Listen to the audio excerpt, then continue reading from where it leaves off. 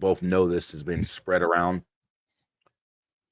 They're possibly in the future, maybe next season, as early as next season, we'll say the 2025 season, the league, once the merge is finalized and everything, could be looking to get local investors for these teams. Yeah. Now, with that, would the future of spring football actually have a future? Um,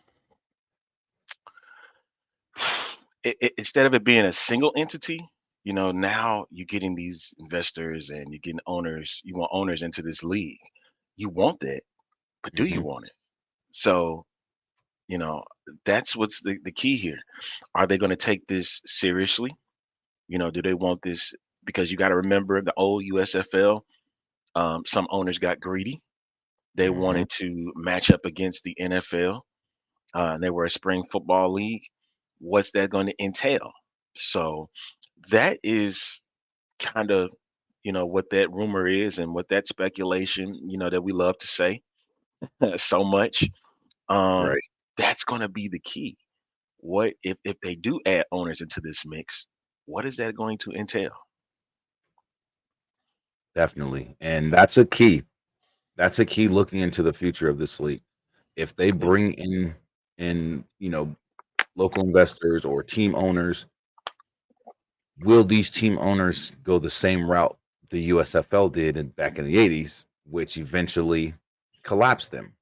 Trying to compete against the biggest football entity out there in all Hmm. of the world, that's a tall that's a tall task. That's a tall order to ask. You know what I mean? Right. So if you can't do it in 1986, what makes you think you can do it in 2024? Exactly.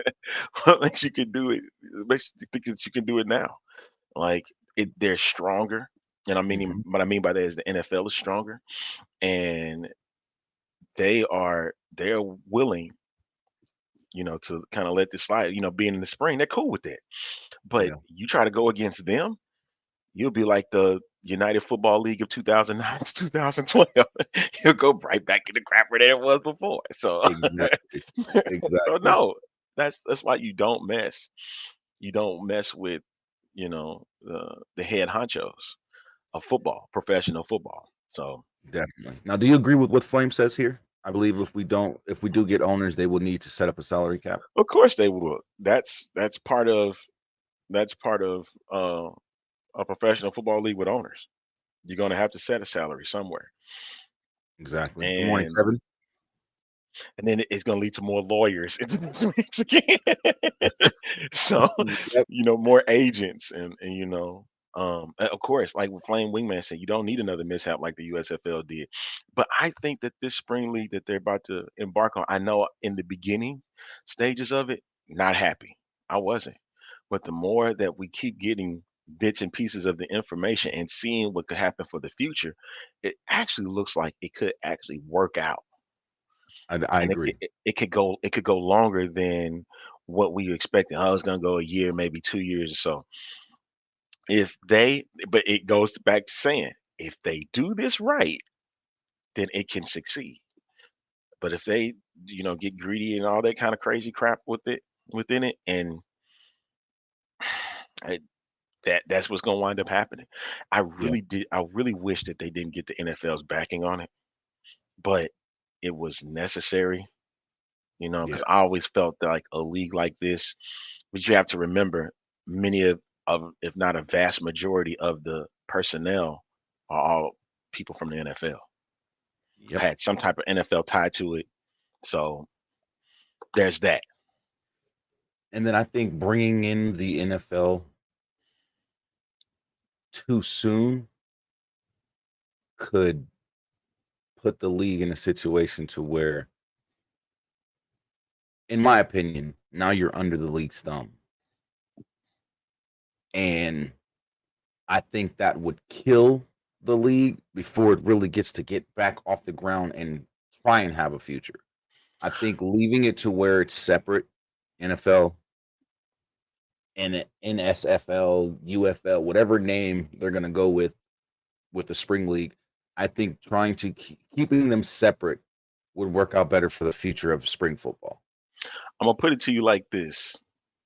Joe McClendon better get himself together for this because if he didn't keep those, if he didn't keep the name that he had before, it's going to be a bigger problem come now. Now, do you agree with Sandy that the owners bringing in owners could mess it up, or do you feel how I feel bringing in owners could actually bring in more money for these different teams? Which is true, but a lot of times owners that want in on it, they're gonna want something. They're gonna want an ROI. They want a return of their investment. Right. And so, if they're gonna put their money in it, they're gonna have to get something back. If not, they can have any chance. They have lots of chances to ruin what has been built up. So, at this rate, not right now. Let the league grow. They believe in single entity. That's what was heading with these spring leagues in the past, and I'm starting to understand it a bit more these days, just a little Right. bit. I'm not getting too deep into it, but I'm like, now let's let the league grow. Let's let it go, and so that way more cities can get involved, and they can have professional football in their respective cities. You know, cities like Memphis and Birmingham that don't have NFL squads, St. Louis, of course, you know, they can get more into this type of league, because they keep getting overlooked by the NFL. They're going to continue to keep getting overlooked by the NFL, unfortunately. So, um, Vegas was a city at one point, but now they have the Raiders. So that's where we're at this point. Okay. Let's see. David says about owner heard some Seattle people saying the Sounders ownership group just bought the oil rain and are interested in the Sea Dragons. Lumen Treble. They just gonna have to sit pat for right now. It's Yeah. just gonna be a single entity league as we going into 2024. Hit. Or But I I will say get it. this. I will say I this get more what like the you're saying. NBA taking the big three. That's That's where I what was going to go with that one. Definitely. it's like NBA Definitely. taking the big three from them, man. What's going on, Javier? He says, good afternoon, gentlemen. How are we doing today? Are we going to have a big reveal by tomorrow? Yes, we are. That is the I don't think Fox Sports playing around with this one, dude. that's the wave we're on right now. If we I all don't stay think on this wave, I think we're going to have a nice surf tomorrow with this I don't news that we're getting. What's I going don't on, think Pip? Fox Sports is playing around with this one, man. Like, I don't either. especially if you got the David, different leagues retweeting it too. So exactly. That's my thing. When I seen the NFL and members from the NFL and Adam Schefter, when Adam Schefter speaks on it, you gotta believe it. You gotta take it for what it is. He is the guy. So if Adam Schefter is talking about it, I'm gonna go ahead and run with that one. David says on a different expansion note, the 49ers ownership group bought Leeds United and want to buy more teams. Would they be able to buy an expansion team in the Bay? Perhaps let's say the Demons, or would the NFL not allow that? Um, I thought it was always up to whoever is in the stadium. I thought that too. Not even gonna lie to you. I thought that too. And I thought it would be more of a if this ownership group wants to buy a team in another league, the NFL shouldn't be able to stop them. Yeah, especially if it's not competing against them. Because let's be real. Is spring football really competing with the NFL? And that's the thing. It never was supposed to compete. It's never supposed to compete with them because you're in the spring, they're in the fall. It'd be Exactly. different. Like the whole ordeal with WWE and AEW. Why they considering that there is a competition between the two? It's not. They're on different nights, granted at the same time. So they're not competing against each other at all. Right. So that's the thing that people, got to understand. Spring, fall, no competition. They're not trying to compete with them. At least that's how it's being presented. They don't want to. This is about getting players together to get an opportunity to potentially play in the NFL. I hate it, but that's what they're trying to do. Exactly. Oh, I don't know what they're doing over here. Don't mind the loud noise. I don't know what's going on back there, but No, they're doing some work on an apartment behind mine. Okay. Sandy, this is to answer this question. You say, why would the NFL have a decision on what's not part of the NFL? Because it's the NFL. It's the NFL. The NFL Basically. can have, like, honestly, the NFL has decisions on things that we don't even know they have decisions on things about. And it's crazy. Oh my God. Thank you. But no, no, it's really crazy if to think about it. Like the NFL really has their hands in a bunch of different things that we're not even aware of. Right. You know what I mean? So what's going on, champ? Welcome in, brother. It says it's a mealtime already. No, it's just the conversation. I know what you're talking about, but no, it's the conversation. He also says hearsay, hearsay. I'm over it at this point. My main focus is things that are things that are set in stone, like college football and NFL. College football isn't even set in stone right now. I'm gonna tell you, and the reason why is because they don't even know what the hell they're doing next year with the Pac-12. So you know, They're ever we don't know changing. what they're doing. Yeah, they're still trying to figure out how they're going to get everything together, get their playoff format reformatted and done correctly to where its teams aren't getting cheated. But that's another conversation for later on in the show. But when it comes to this spring league, guys, we have what we like to call a big tall glass of milk waiting to be drank. And we are, as a collective, the drinkers of Yeah. that glass of milk. In the USFL and XFL, the news that they're presenting to us is that glass of milk. Are we going to drink it without getting that sour face? Because there are with what we're getting, all this information that we're getting, we are getting an announcement tomorrow, New Year's Eve, before the NFL slate starts. So, with that being said, are we going to be excited about the news that we get? Are some of us going to be disappointed? Are a lot of us going to be mad? There's no telling. There honestly is no telling, for the simple fact that we haven't got a full disclosure in an announcement form from the league itself. All we've gotten is USFLPA statements. We've gotten players leaking information somewhat. We've also had what we like to call the dirty speculation.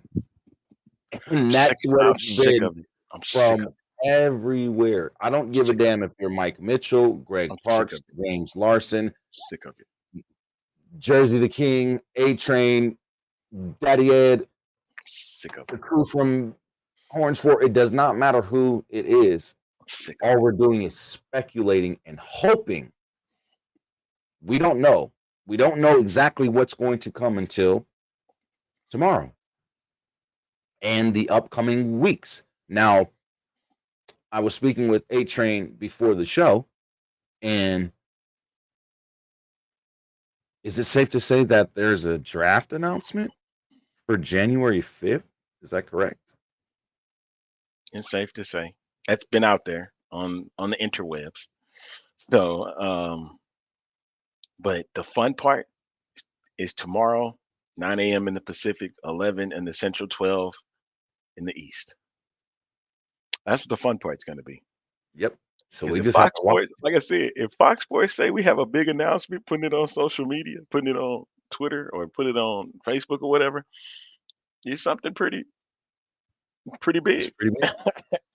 Now, okay, what he's talking about, well, the USFL, PA, and UFPA, they were trying to, at least the UFPA, President Kenneth Farram was trying to indicate or let everybody know that they weren't working with the steel workers. They were done. It had nothing to do with the USFL. I think the confusion came because they were thinking that both leagues were working with them. They were. It's just that the United Football Players Association was not. They stopped. Well, the Sea Dragon sharing it is because they're part of the league. Yep.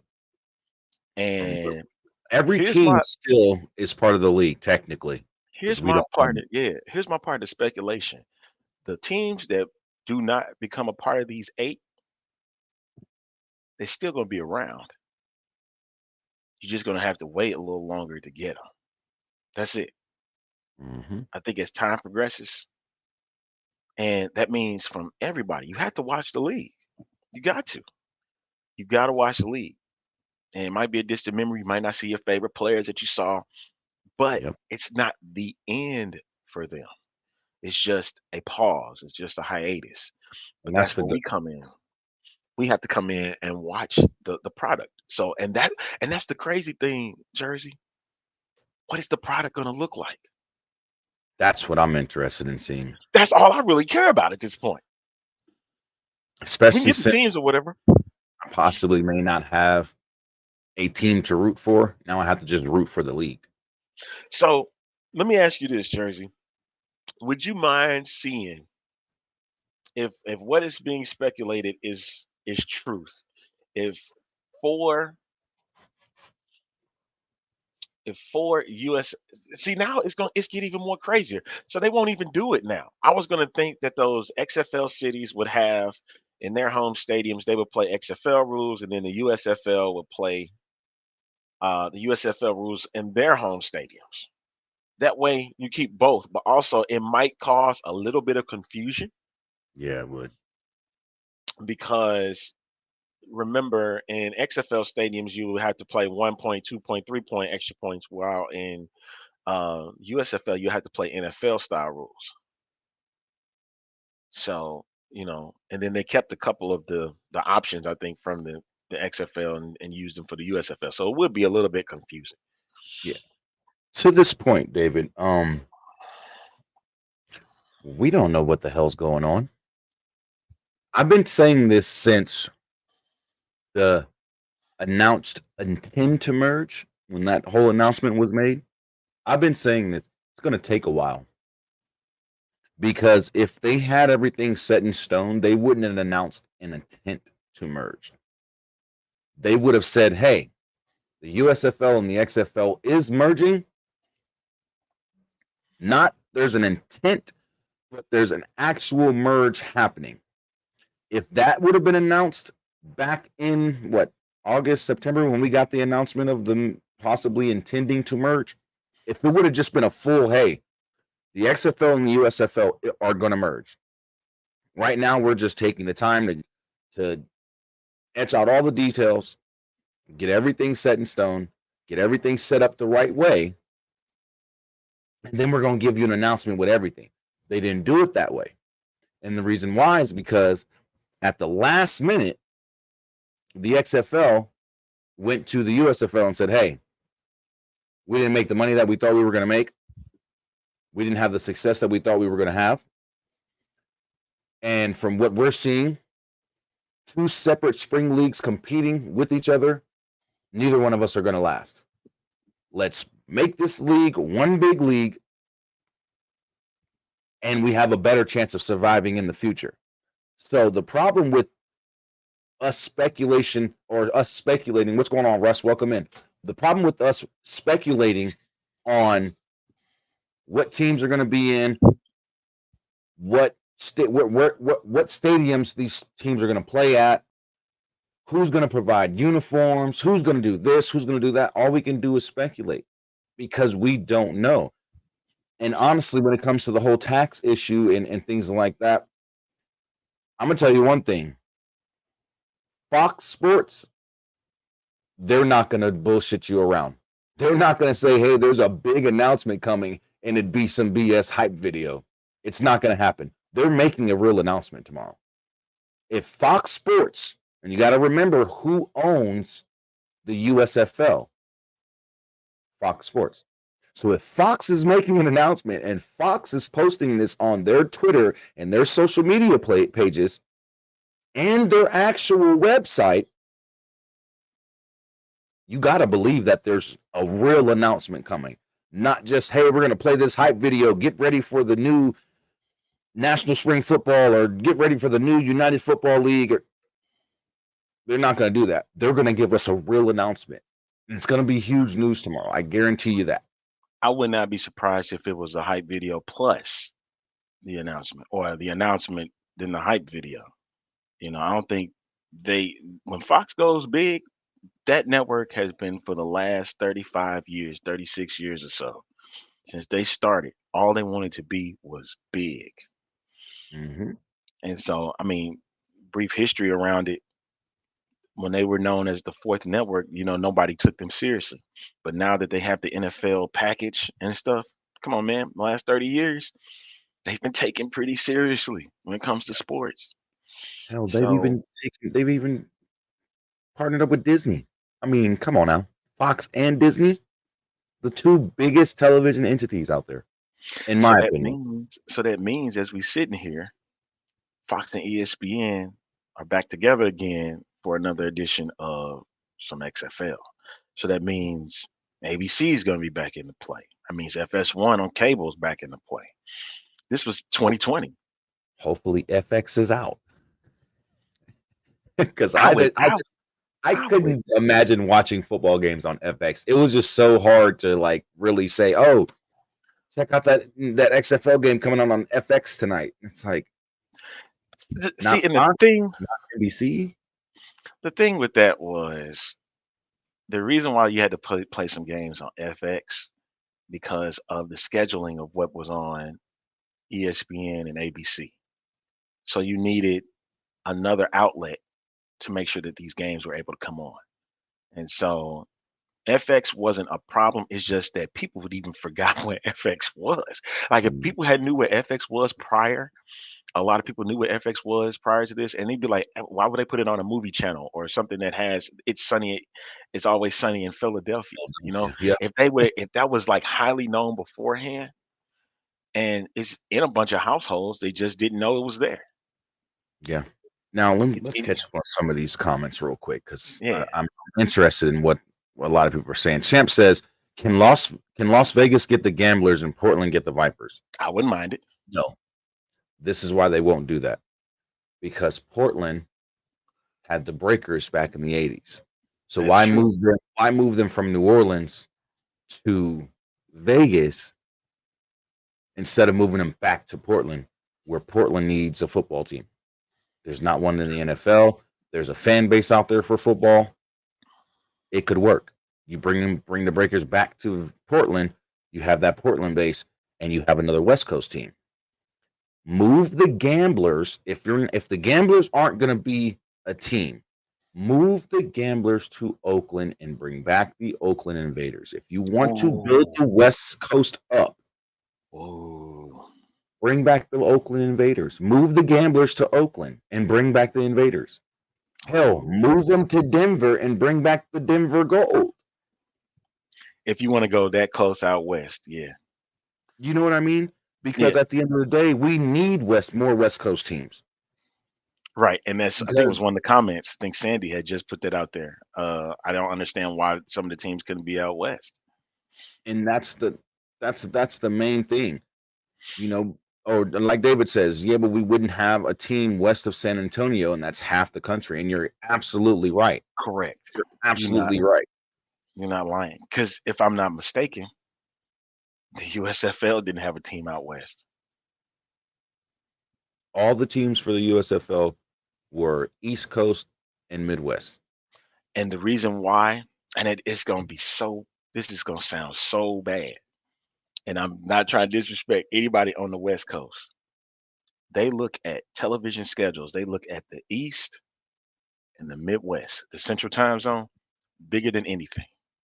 The Yep. West Coast, you get the games early, like beyond any other. So when we get prime time, y'all still are in afternoon drive. Yep. So that's what you have to go by the television schedules too. So unfortunately for West Coast, when y'all getting games at 5 o'clock, 6 o'clock in the evening, y'all trying to get home. Yeah. And then, not to mention, when the games are on Saturday or Sunday and they're afternoon games, they're in the morning. So that's what I'm saying. Like that's why, and the expense to fly out to those cities, those are costly. Definitely. That's what they're doing right now. They're trying to build enough within the East and Central time zones first to build their audience, and then move out west. If you look at the histories of Major League Baseball, it took a long time for them to get out west. Yeah. Took 60 years to get out west. And now look at the West Coast of baseball. It got to take time. Time matters here. Yep. Definitely. Thank you, DJP. Welcome in. Thank you for that comment. And you're right. Time matters because, like you said, if the time zones plays an important factor, scheduling plays an important factor, TV scheduling plays an important factor, travel plays an important factor. One thing I do like is they're getting rid of the hub system from what we're hearing. Every And team that, is go going ahead. to have a field to play at. And I think that's why we may only get the 8 teams at first because money talks and BS walks. And if you don't have enough money to pay these guys you're renting, because you got to remember the USFL and the XFL teams are renting these stadiums to play at, to say, hey, this is our home field. So you got to imagine the cost of the rent. That's the thing. You got to imagine the cost of the rent for 16 teams to have their own field to play at. So I get why we would lose half the teams in the first season, see how the first merged season goes, see how much money can be made, what type of return on investment can be made, even though I keep saying it takes money to make money and you can't expect a huge turn on investment after your first year. But if they do it right, they can make a decent return on investment and set the league up for so much success for the future. All right. And also remember when when they did the AFL, and of course they had to merge, it took 10 years to get 10 teams. Mm-hmm. I get it that we're in a different time frame now, but it's going to take some time to get new teams involved. You have to get to your audience first. Mm-hmm. And remember the AFL, they were really, really deep into the time scheduling with the East and the Central time zones. Right. Granted, the West did get involved. You got teams like Denver, if you want to throw Kansas City, Oakland, when they got into the mix, that's when, they start hitting their stride. So you have to remember these television schedules are key Yeah. to getting that product out. And so, yes, I understand that, David. Dallas to DC is 3 hours, and Dallas to Seattle is 4. You got to also remember it may not be the cost, but also scheduling. Yeah. And having a hub city like Arlington for where they can train, that's going to be key. It's Then you centrally gotta located. and then you gotta think of, yeah, it may not cost a lot for one person or two people to travel from Dallas to DC or from Seattle to Dallas or from Seattle to DC. But when you got 53 football players plus the coaching staff, plus the medical training staff, plus referees, plus product or production managers and Broadcast personnel, teams broadcast team, the whole nine, cameramen, and just imagine how many tickets now we're looking at to that you got provide to purchase. Exactly. And if they because the league see, isn't going to force these individuals to buy their own tickets. That's stupid. So the league is paying for this. So that cost does start to grow. It does start to get a little heavy in their pockets, and they're like, what if we take this down to 18? That's less personnel to worry about putting on flights. That's less players to worry about putting on flights. That's what's less production crew, less this, less that, less everything. And it gives them a chance to really, and like Daddy Ed says, charter flights are expensive, and these players and personnel are getting put on charter flights. They're not getting put on a regular airline. They're getting put on exactly. not I won't say regular airline, but regular flights. They're getting putting on expensive ass charter flights. So that cost 53. Remember, 53 players on the team, coaching staff, personnel, Yep. production company, Yep. or production personnel, broadcast team, cameraman. I mean, we could just go on and on how many people have to have tickets paid for these games. And And we like talking I like two. what and you see what I'm saying? And I like what Hit says here. Look how wrestling was. It was mostly all in the one central spot, but then they realized there are people elsewhere who are willing to see matches and buy tickets, so they started to expand. And that's when you got every market of the United States started getting wrestling promotions all over the country. It's the same thing with football. If if you put out a product on just one side of the country, eventually it's going to make it to the other side because eventually the league is going to realize, hey, there's a lot of people over on this West Coast that want some spring football league teams. So they're thinking of, trust and believe they're thinking about it. But why try and make a money move like that so fast when that could ultimately kill the product all in all? Right. Take your Right. time, set everything up. You know what I mean? It's like putting a puzzle together. You have to start off with the border. The easiest way. You start off with the border, then you work your way in. They're doing the same thing. Their border is these 8 or 10 teams, however many they're going to start with. That's their border. And then they're going to start moving to the inside of that puzzle and build that puzzle up to complete it over the next few years. We just got to be patient. That's all it comes down to, guys. We have to be patient and understand that they're looking at it not from just, well, they're not looking at it from a fan's perspective whatsoever. Let's just Yeah. let's just put it out there. They're looking at it from a business perspective, and they're looking at their business proposition and they're like, okay, this ain't gonna work with 16 teams right away. You know what I mean? It's not gonna work with 16 teams right away. So let's see what is the best way to get this working with a full 8 teams who are going to be playing in their local markets, which everyone was so ramped up about. No, they need to get rid of the hub system. They need to get rid of the hub system. Well, they're doing it. From what we're being told, they're doing it. So now we just have to be patient that there's not going to be 16 teams because that's the inevitable right now. They're not Right. going to start off with 16 teams, but that doesn't mean there won't be 16 teams eventually in this league. Hell, that doesn't even mean that there won't be 32 teams eventually to match the NFL if that's a road that they're going to take. Hey, we want to end up being a full-time developmental league for the NFL. You know what I mean? If that's what they're trying to get accomplished, it's going to take some years. Sorry, but we're not as fans sitting here and selling out every single game.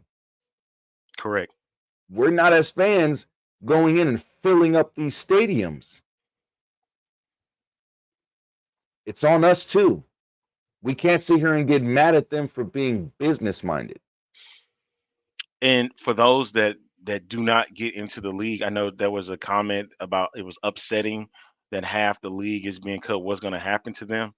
That is going to be, think about it, how arena leagues keep folding, right? Mhm. What are they going to do? They go and find more opportunities, right? And it's like, well, their well's drying up, and where are the opportunities going to be? There are plenty of opportunities to play professional football in different realms. Um, right. I get it.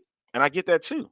That the best could announcement could happen so that the teams could start, that play fans could start making plans.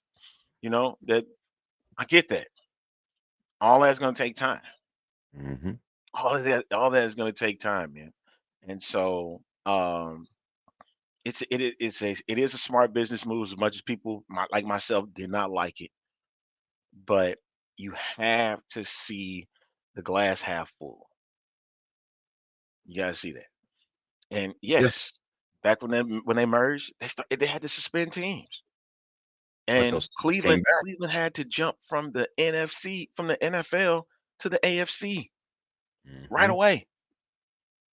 So it's gonna take time.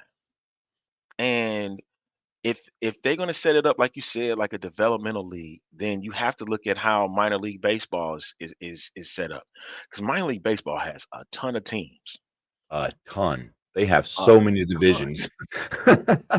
Triple A, There's there's a triple lot. yeah, triple A has so many divisions. Double A has a bunch of divisions, and even single A has a bunch of divisions. So you're exactly right. And And like so Daddy Ed says here, it will take years, but it also means that you have to put a product out there that has a year, 2 year, 3 year, 4 year, hell, a 5 year plan. It's not always about reinventing the wheel and starting over every year. and I think this is the last time they're starting over. This is it. I don't think they're going to do a restart. Oh God, this guy. What were you right about that others weren't right about? Dirty. Okay. This Dang. guy. um, Russ says you're right. You're right. It's on us. We have to fill the stadiums and boost the TV ratings. That's what's going to help this first merged season be successful. Let's be real. Last year, let's go back to last year. A Train, Mhm. did the XFL not rush the beginning of their season? I'm going to go on a limb and say yeah, because they wanted to make sure they only had a year's time to do it compared to the previous iteration where they had 2 years. Um, Granted, when the AAF they dropped the bomb saying that uh, from what was told, it was a year's time to get the league out, right? And what was funny to me was when they did that, nobody knew if they actually had a plan the year prior. Right. If we go back to what happened with the XFL 30 for 30 that they did, remember Charlie Ebersol, it was reported that Charlie Ebersol was trying to get the XFL from Vince and he told him no. That was back in 17 when that news was supposedly dropped. So Ebersol could have been starting back in 17 and didn't drop the news until 18, and then they had the league come out in 19. And Hmm. then when Vince did his thing, 28 to it was 18 to 2020. And so we don't know. And that's gonna be the key thing. Oh, that's gonna be the key thing. Yeah, it definitely is. Getting Fox having those time slots, that's cool. Yes.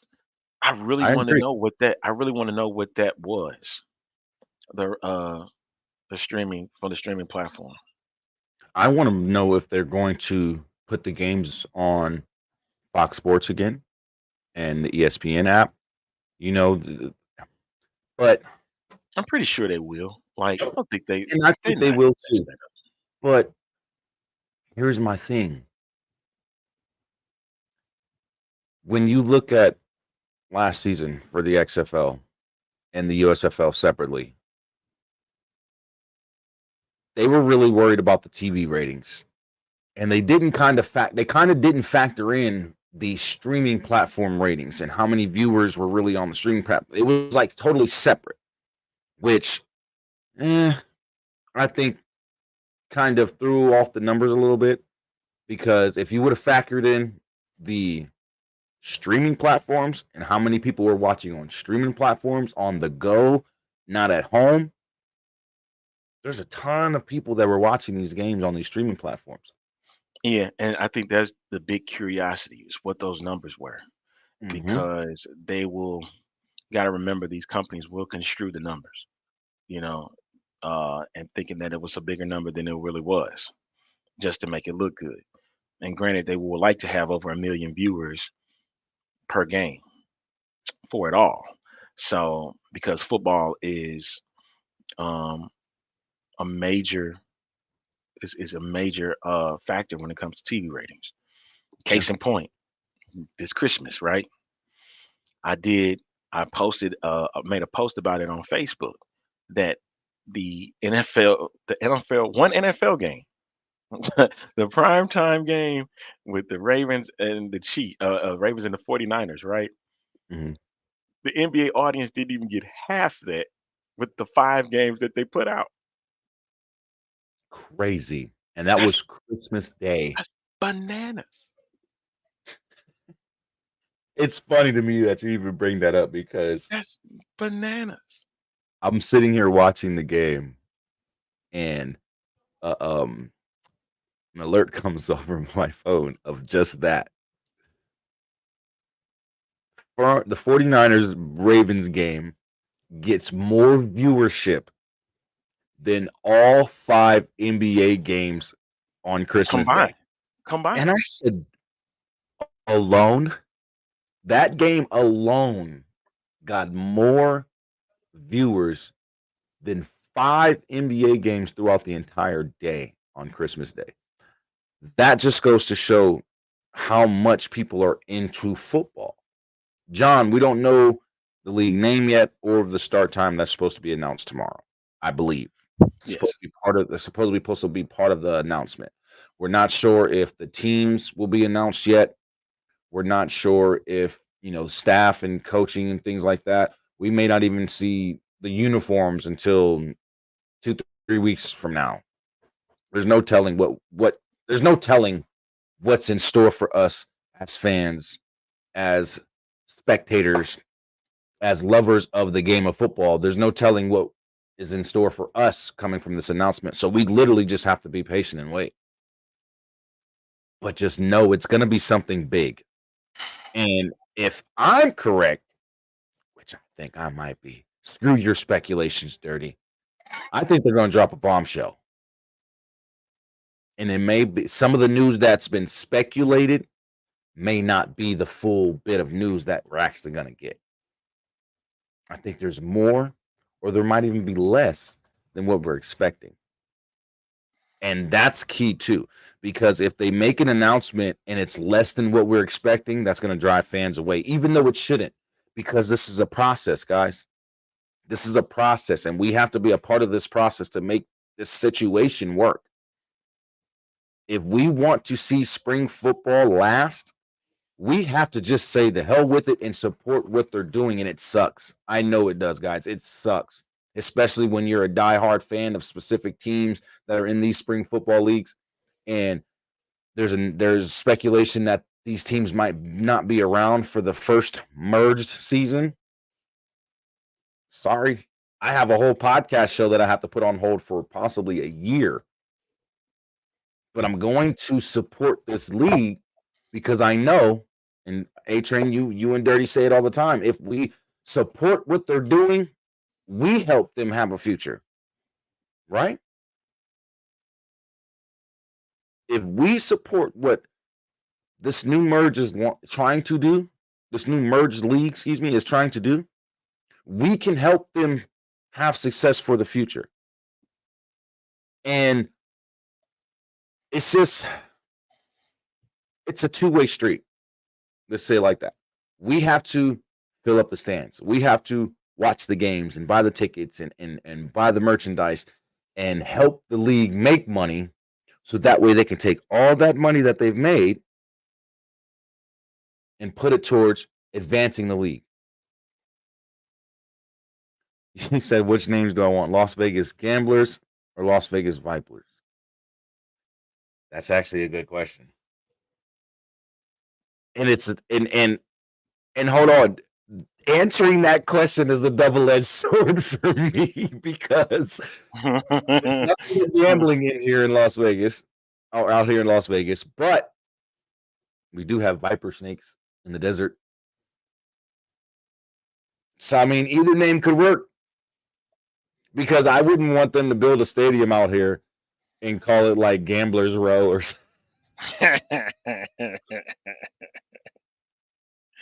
you know, we're gonna call it the GAB Gamblers Anonymous Building. That'll be the stadium's name, the GAB Stadium, GAB Arena. Gamblers Anonymous Building Arena, something crazy. We don't want nothing like that. You know what I mean? But I'd be okay with both. Sandy says that's gonna take time as long as no more starting over. This has to be the beginning of the end End of of starting starting over. over. I agree with that. I agree with that. Will, welcome in. Let me actually welcome in everybody who has joined in. Will Freeman, welcome in. John, welcome in. Elizabeth Clayton, welcome in. Robert Rankin, welcome in. Merry Christmas to you all. Happy New Year's Eve to everyone as well. Will says, interesting is that both the Orlando Guardians and Seattle Sea Dragons X accounts reposted the post about the announcement tomorrow. That's why I say we don't know what to expect. We don't know what teams are going to be out there. I'm not listening to anyone who is not listen honestly, because they're like, oh well, what's the guy's name from NBC? Mike. Florio. Give a damn what he says. He could be the most. He could be another Adam Schefter type of guy. He is. He Until I considers get himself that. a real official announcement, I'm not going to say, oh, well, Mike Florian said these teams were going to be in the league and they're not here. That's what I'm not looking forward to for him. I'm just saying, I'm waiting for an actual announcement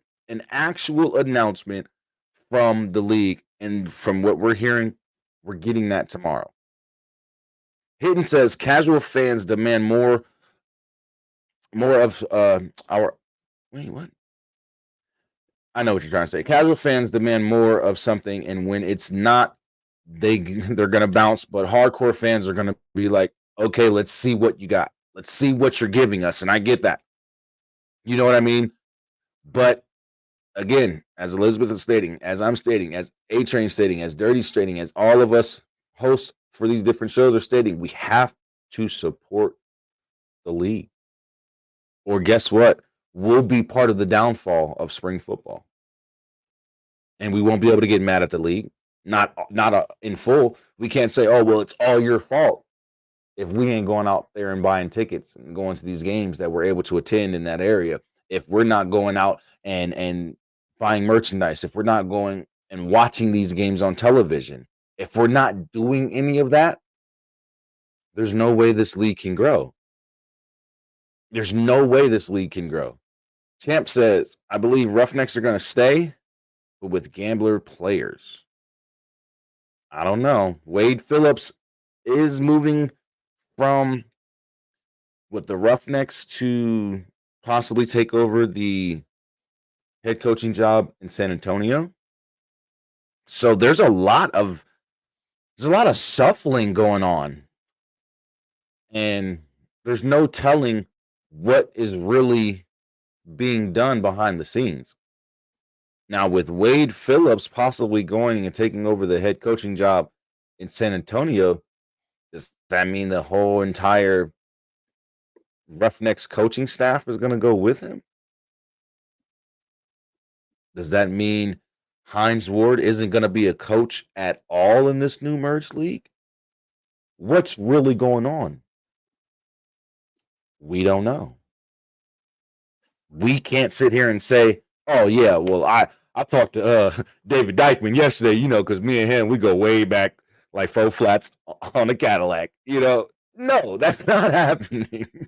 None of us know David Dykeman like that. So we can't be like, well, I talked to Dave Dykeman or I seen a post and then I messaged him and we started talking. It's not happening like that. We really don't know what's going on. It's the ongoing rumor in regards to the Houston team. Even Mark Thompson alluded to that. Mark Thompson mad.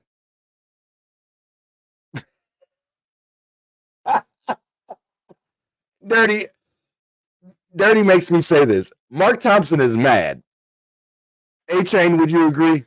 Mark Thompson is mad. I don't know what Mark Thompson is. All I know is Mark Thompson be talking. He just talk and he He talk just and he talked. talk. He just talk. He will That's all sit he do. here and put out information because the information that he kept saying. The only thing he was right about was that the the merge was somewhat finalized. And I was like, I don't believe it. Then I hit up my sources and they were like, somewhat. And I'm like, oh. And that's why I announced it. And then the very next day, there's a whole post that goes out. And Russ Brandon is like, hey, you might be seeing stuff on the internet about this, that, and the third, but this is what's going on. So we have to really start sitting back and paying attention to what these players say, what these owners say, what these coaches are saying, because some of it holds a little water. Some of it holds a little bit of water. The But a nuggets that lot they of be it, putting out. yeah. And if you notice, it's the same information. Yep. That's how they're making it stick because it's the same information being circulated through everybody and they're just putting it out. Now, Jeff Badette actually put out an email that he received, which holds a little bit more water to me, holds a little bit more weight because this is directly from player personnel or directly from a higher up or directly from someone who knows what's going on. And that's how we got the whole March 30th start date and all this other stuff. So it's like we have to really sit back and just wait. And now that we actually have something sketched in stone being announced by Fox itself, as well as the ownership groups of the XFL and the USFL Player Association, the whole nine. Everybody's putting out the same thing. 12/31. It's like 8/1. It's like the 8/1 announcement, but it's 12/31. New Me Year's Eve. to Sandy's comment, I'm gonna say no. I think they already had that date in mind I think so too. because it's Because end of the how year. long they gonna wait? Right. I You don't think gonna you gonna anything. wait till February 1st, January 15th, when you're planning on starting the season March 30th? You know, it just don't make no sense. They had to eventually put out an announcement, and they said in one of those posts a couple weeks ago or a month ago that they would have information out before the end of the year. They did say that, but we didn't know what the hell they were meaning. So it's just a matter of, heck, yeah. I was excited for 8/1 at first. I'm like, 8/1, 8/1. We're about to get some crazy good news. They might be adding expansion teams or something off the wall. You know what I mean? Or at least making future plans or something. No. But see, this ain't a league thing. This is a network thing. This is Mm-hmm. totally different than what it was 8/1. 8/1 was an XFL thing. 12/31. This is on the network about the league. Roberts, I wonder. welcome in. I wonder too. I do too. He says, how does free agency work in the league if there are no franchise owners? Everyone makes the same salary and the league runs all the teams. That's what the directors of player personnel, and that's what, if I'm not mistaken, Doug Whaley Mm-hmm. are the guys that handle that. So I'm pretty sure they know what's going on when it comes to player movement, player transactions, and things like that. Sandy, it sucks to say this, but they don't give a damn about us. They do not care because they look at it like this. If you're a hardcore football fan that loves this league, you're going to support it. You're going to figure it out. you're gonna find a way to make plans and do this and do that to be able to attend the games. And it's they don't give Why a you damn. think why you think St. Louis was able to be maximized to having 38,000 fans for a modern spring football game? They didn't put no marketing to it. All they said was add more seats. Yep. And they did. And people who are like St. Louis fans, they wanted a professional football team back. So that's why over 38,000 people said we're going to go fill up this dome and show how much we love football in this city. And I That's all think, it's about. and that's the thing. That's what they're supposed to base that around. But it doesn't get looked at that way. Mhm. Don't get looked at that way at all. It just does it. I'm like, And it makes it harder to know what to expect because you don't know what to expect. Like, we all sit here and say, oh, they don't care about the fans, which could be possibly true. But at the end of the day, when it comes to running a business, how many people really care about the people buying their products? How many of these once business it start owners, getting some success, they stop caring after that. As long as as money's been made and put in their pocket. soon as soon as money's being made, they don't give a damn. All they care about is who's buying it or the amount of people who's buying it. Let's say No, that. they just care it's being bought. That's it. Oh, we got 10,000 sales this week. Let's go for 20 tomorrow or 20 next week. Oh, we got our 20,000. All right, let's go for 50.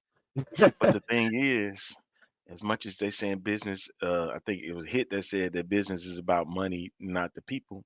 The people are the ones that's paying, Mm-hmm. and that's what businesses love to forget. Without the people, how does your product get purchased? Hello, somebody. Because Hello, somebody. if I'm selling custom made hats, all right, let's just say custom made hats for instance, and I go my first 6 months and I'm selling out, selling out, selling out, but then that next 12 months I'm like my sales dropped tremendously. I haven't been marketing to put my product out there, and I'm wondering why my sales went down. Well, there you go. There, if you're not marketing, and this is why the XFL had the problems they had last year with attendance. We know why the USFL didn't have nobody in the stands because they weren't worried about it. The USFL was worried about their TV ratings and their TV viewers. If we get a ton of people to watch on TV, we don't have to worry about people coming to the stadiums. That's why they And that's charge what they charge for tickets. Mhm. And that's where their mind frame was at. But it was successful for them. They didn't go to the XFL and say, "Hey, we need your help." The XFL went to them and said, "Hey, we need your help." So And we people have to don't know. remember that as well. We don't know. We No don't more know. games on Easter Sunday. I don't know because a lot of people watch basketball on Easter Sunday. A lot of people watch baseball on Easter Sunday. You got to remember, if baseball opening weekend starts around Easter weekend, people are watching those games. You got guys with radios at church, little Uh-uh. earpiece. Their phones, man. Bump that. And we at the phone stage for streaming. They got they got the little earbud in. They got their phone in their pocket or right below them, and they got it in their Bible. You thinking they follow along with the preacher and they're really watching the game? Trying their best not to scream hallelujah during the middle of the sermon Right, off of a play. exactly. They score a touchdown, and the preacher's in the middle of a sermon. Hallelujah! Thank you, Jesus. They scored a touchdown. No, and they try to.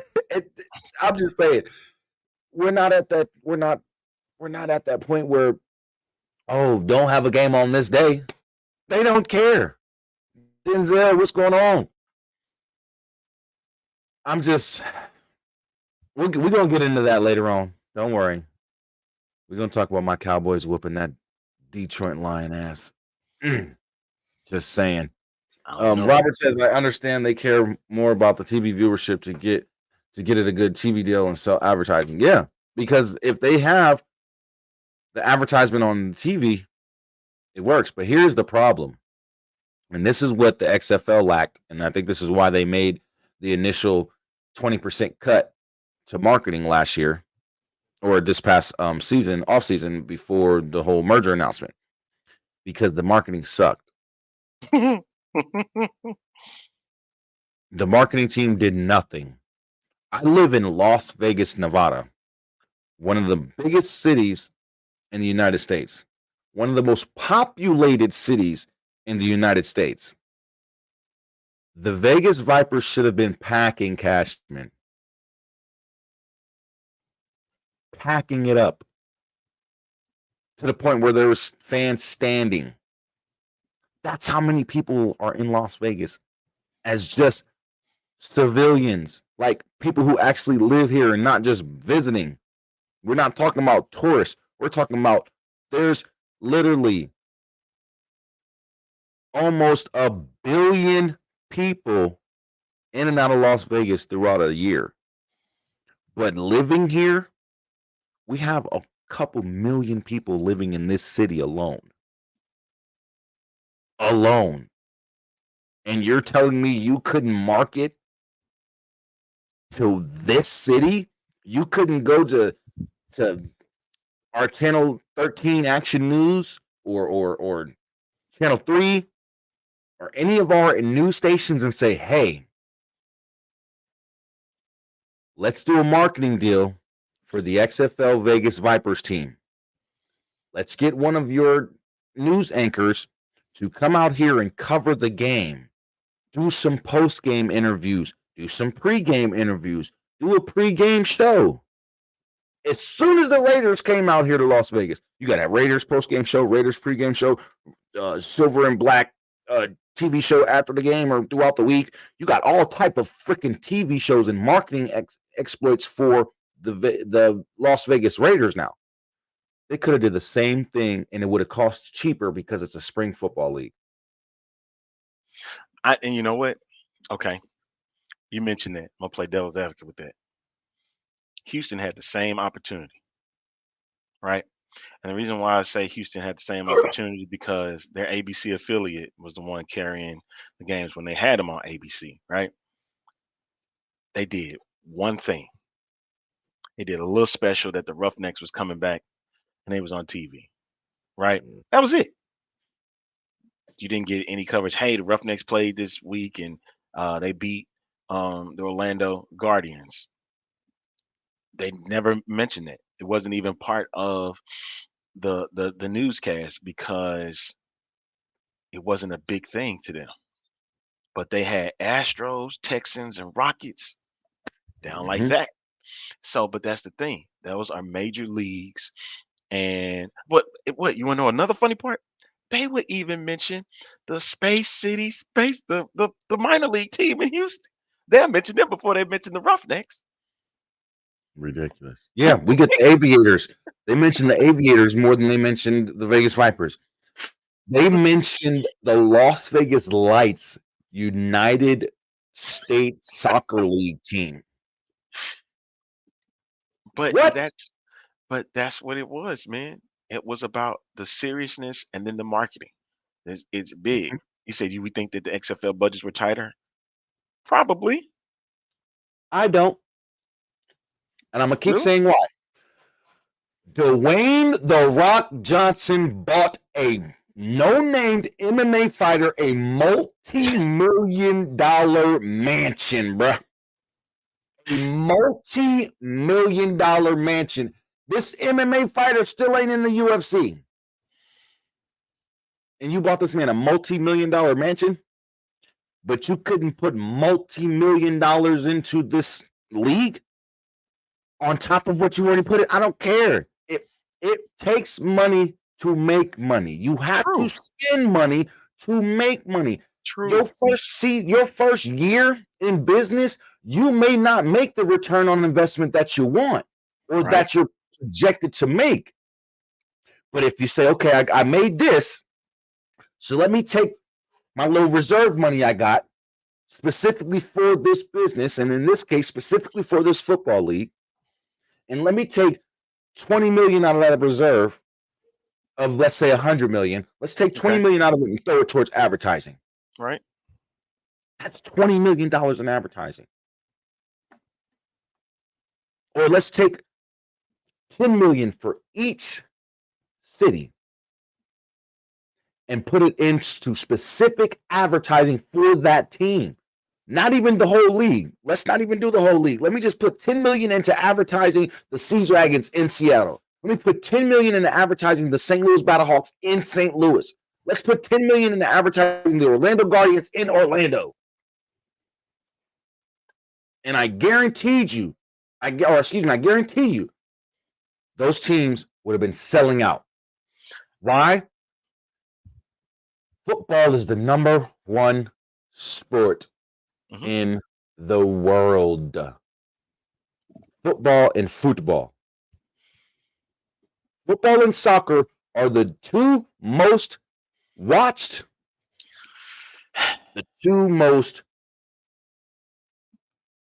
fan, like when you look at the fans in these NFL games and these soccer games, how many spaces and gaps do you see in the stands? Very little. Very little. But here's my thing. Americans, they want to be told. They want to be told. Did he really buy him? Right. The right win it. No, he bought him. He really bought that man a multi-million dollar man. When it comes to marketing, they want you to basically, what's the word I want to use here? They want yes. They want you to cater to their needs.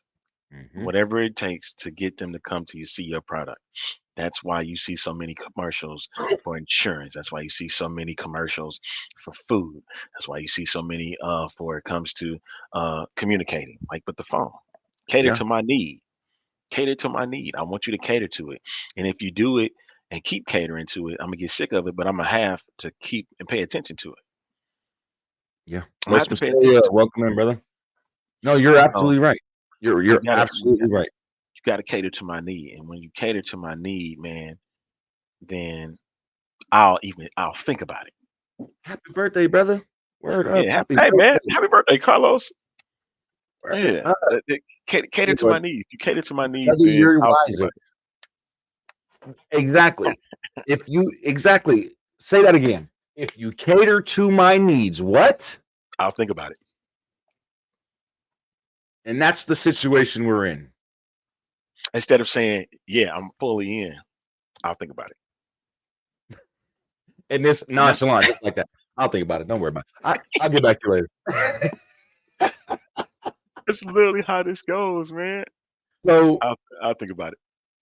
You know, we just have to sit back and just accept what we're gonna get, y'all. Because at the end of the day, they are looking at it like this. This is the best way business-wise that we could think of to make this work. Period. We need some type of stability, is how they're looking at it. And if the best way for them to get stability is to start off with 8 teams, then move to 12, then move to 16, then move to 20, then move to 24, then move to 28, then we get to 32, that's what they're going to do. And if it takes 5 to 10 years for them to get this league to where they want the spring league to eventually be, guess what? We got to sit back and just support it.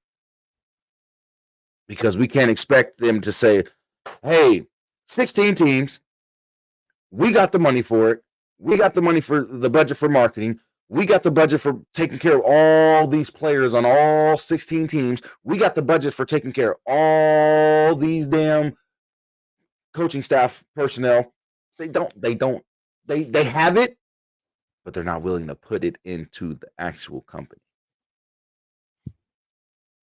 I'm just saying, Danny Garcia has how many companies?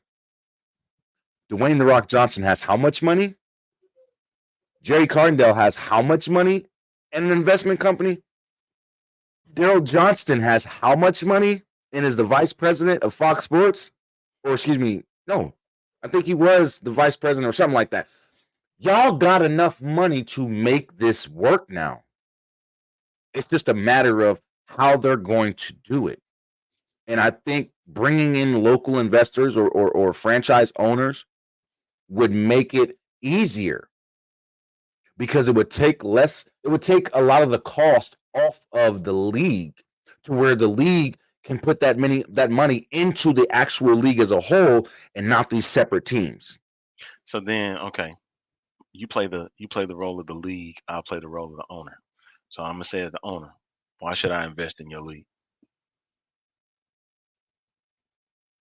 Because of what you can bring to this league and potentially help this league get to another point of success. On top Well, of that, you're gonna make a lot of money. apparently, they lost a lot of money. I had the numbers here. I'm just like I said, I'm just playing. If I was a potential owner, they No, you're lost right. a You're lot. right. So what can I get on a return of my investment? Whatever you put in, I gotta put in. whatever you put in. This is how I'm looking at it. And I know I'm just going off of what you're saying. This is how I'm looking at how they're going to talk to these potential investors. Whatever you put in. So if you put in $10 million, expect to get a reasonable return on a reasonable ROI, return on investment from that 10 million. What's As reasonable? long as this happens, this happens, this happens, this happens, and this happens. And that's going to be the only, like one of the only hiccups or roadblocks when it comes to trying to bring in potential investors or potential team owners, because they're going to be asking that exact same question you asked. What am I going to be looking at as a return on investment? How do I know that me putting this money into this franchise, becoming the franchise owner, I don't have gray hair right now. What's to tell me that 2 years from now, I'm out here with a full head of hair? That's great. You know what I mean? Like, at the end of the day, it comes down to money. It comes down to who's going to take that gamble. Like Flame says here, that's anybody who's willing to take a gamble on an investment. And I think that when it comes to, like you were just asking, what are these owners going to make as far as a return on investment?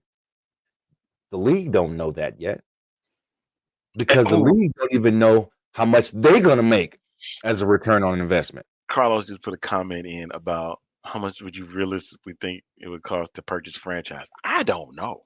I don't either, because I was thinking about this last season at the beginning of the XFL season. I was like, what if I was like, hey, I have $3 million. I want to buy the Vegas Vipers. I want to be the first actual team owner or franchise owner in this league. Then I had to sit back and think, like, well, how would they respond to me? Because if you look at it, they bought $3 million to burn, or you just said you got $3 million, period. $3 million. Yeah, $3 million to burn and spend on buying this franchise and being the franchise owner. Then I have another however many million to put into a new stadium, practice facility, training facility, all that. And I have the money to put in there. What's my return on investment going to be? Is another question that's going to come in. What's my return on investment going to be?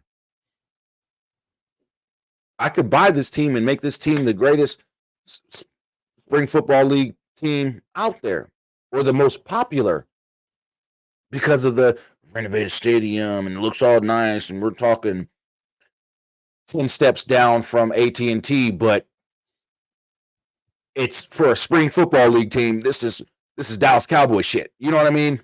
I could do that all I want. If I ain't got no marketing, it's still not going to matter. So now you have to look at it as, okay, we got to do local marketing. This is why it's going to be hard to bring in team owners. You got to do local marketing, paying for uniforms and practice facilities, renting a stadium if you don't have one, renovating a stadium or building a stadium if you don't have one, Do we want me to keep going?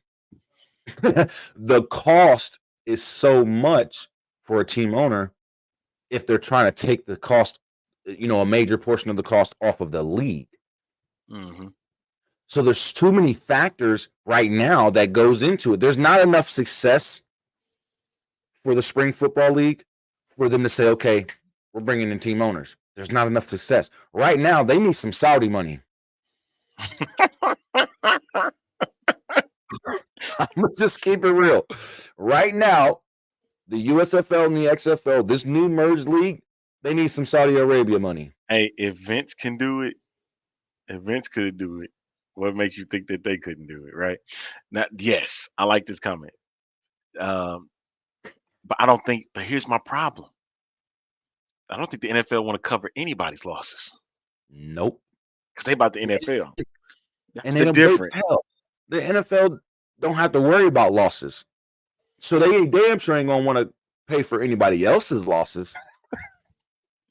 And so Like, much crap as they go through all the time, man. They don't want to cover nobody's losses except the NFL's losses. That's it. this is what kills me about this one.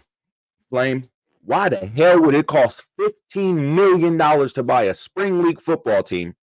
Wait, yeah. Why should it cost that much? The Rock and Danny Garcia It's to purchased cover. the XFL for $15 million. Did they? Why the hell? Yeah.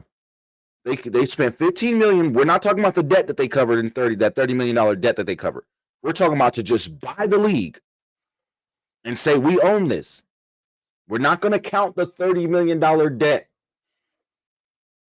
They bought this league for $15 million. You think they got You're a discount telling me on it, and for what it was really previously valued? possibly, but it's still at the end of the day, from the price that you purchased this league at, you're going to sit here and tell me that the St. Louis Battlehawks is worth $15 million when the league is worth $15 million? You're going to tell me that the Las Vegas Vipers is worth $15 million? I don't know, So man. they value Values this can franchise. tend to go up, man. Values can tend to go up as seasons But progress. how would the team?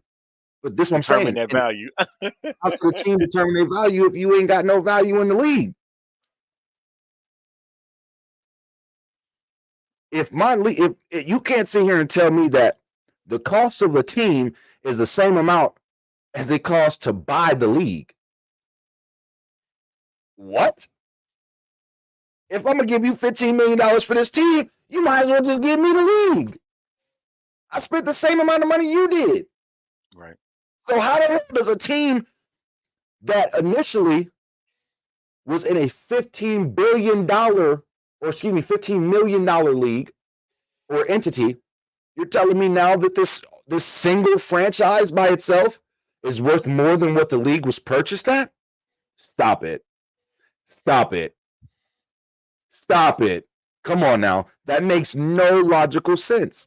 So my thing is, especially back this past season, if I had $2 million in my pocket, you're telling me I couldn't have bought an XFL franchise? And if I couldn't have, I wouldn't want to. Because now you're telling me that this one team is worth almost or around the amount that you paid for this league? No, I don't want it. I don't want it because now I've wasted $15 million.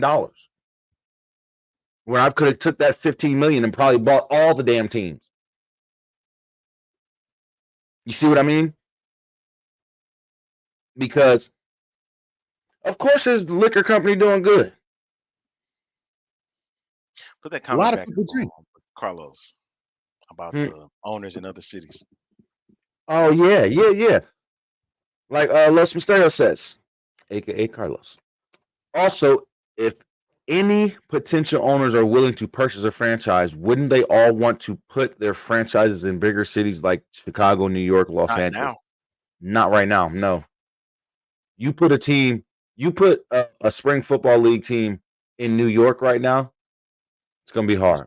You saw in 2020 what happened with New York and Los Angeles. It didn't work out the way that they had hoped. Because you also what you're dealing with in those cities. Granted, the same thing was said for Houston, and same thing was said for there was another city that I think Tampa was a part of that 2020. And when you have big cities like that and they're competing against the Cubs and the Bulls and the Blackhawks, and then you got the Knicks and you got the Nets, you got the Rangers, the Islanders, the Yankees, and the Mets, and then Los Angeles, you got the Dodgers and the Angels and the Lakers and the Clippers, and then you got the Kings. Then you got Look the at all the Rams. teams you got to You have compete with. No, you have you the ain't worried Rams. about them. But I'm just But saying, and on the football side, you have the yes, Rams, you have the San Francisco 49ers, you have the the Chargers, Chargers, you have how many professional football teams just in Los Angeles or just in California? Then let's go to New York. Giants, Jets, Buffalo Bills. right? And then Chicago, of course, you got the Bears, and even remember during that time they thinking about drafts. They thinking about the NFL draft, Mm-hmm. and this is Now, all during the Flame, spring league. now help me with this. If you go and buy a stadium and have a stadium constructed as a team owner, don't you own that? Yep. I wouldn't have to worry about paying rent, correct? I'm just saying, I wouldn't have to worry about paying for rent if I go to the city and say, "Hey, I want to pay to have this building constructed. I want to pay to have my football team's stadium built." Now, as the team owner, your franchise owns that stadium. You're not going to have to pay no rent. You may have to pay that tax, yes, but rent, you wouldn't have to worry about it because you own it. Yeah, paying for uniform, staff, payroll, rent for the venues, we're going to take out because we own the venue. We had this venue built. The city ain't going to own it. The owners of the Vegas Vipers would if this was the case. You see what I'm saying? So I wouldn't have to worry about paying rent. I would only have to worry about paying taxes. And property tax, what, is year round? If I'm not mistaken. So I wouldn't be able to make enough money in a year to pay for a team to stay. I'm just saying it's more of a, if we're in this certain market and we could get the viewers, the fans to fill the seat, the viewers to watch it because they constantly are seeing a marketing ad about this XFL team or this USFL team or this game coming up. Mm-hmm. If my news team that I watch on a daily basis, I watch Channel 5 News, they're constantly talking about this new spring league and the games coming up and the team in our local market. You see what I'm saying? People, it's like when you're watching a show on TV and you see the commercial for it or another show and you're like, hey, that looks good. I'm interested in checking that out. And then the more you are sitting there watching, the more they keep playing those different ads for that TV show that's supposed to be coming out. And they're showing so much of the good stuff. And you're just like, damn, that looks really, really good. Man, I want to see that. If they market these teams like they do these TV shows and stuff, you know how many people be like, yo, I got to go see this. I love football, so I'm a fan of football. I got to go see this. What's all the hype about? If you hype it up, eventually you're going to put yourself at a point to where your marketing will do its job for itself. All you got to do is play a commercial. How long do St. you Louis think? Battlehawks is playing the Houston Roughnecks this Saturday or this Sunday at such and such time at the Dome. Make sure you're there. We're going to be giving out this, that, and the third for the first 1,000 people that are there at the stadium. All that. All those type of things are the little bullshit incentives, just a marketing tool. If you would have had that this past season, in the 2023 season, the XFL would be going into a season 2 on its own. Just saying. They did such a horrible job. John says, Disagree, A Train. Venue was the New York Guardians' problem. We had numbers to fill Red Bull Stadium, not MetLife. Also, a New York Guardians game had the highest XFL 2.0 rating. You're talking about the number one market in the U.S. which is understandable, but at the same time, Vince McMahon was not looking at small venues. He was like, well, what he did in Los Angeles, that's because of the venues that he wanted to work for. They Mm-hmm. weren't going to allow him in. So he had to find the next best thing. Him and Oliver Luck. So he wanted big venues from the get go. He wanted anything 40, 50,000 plus.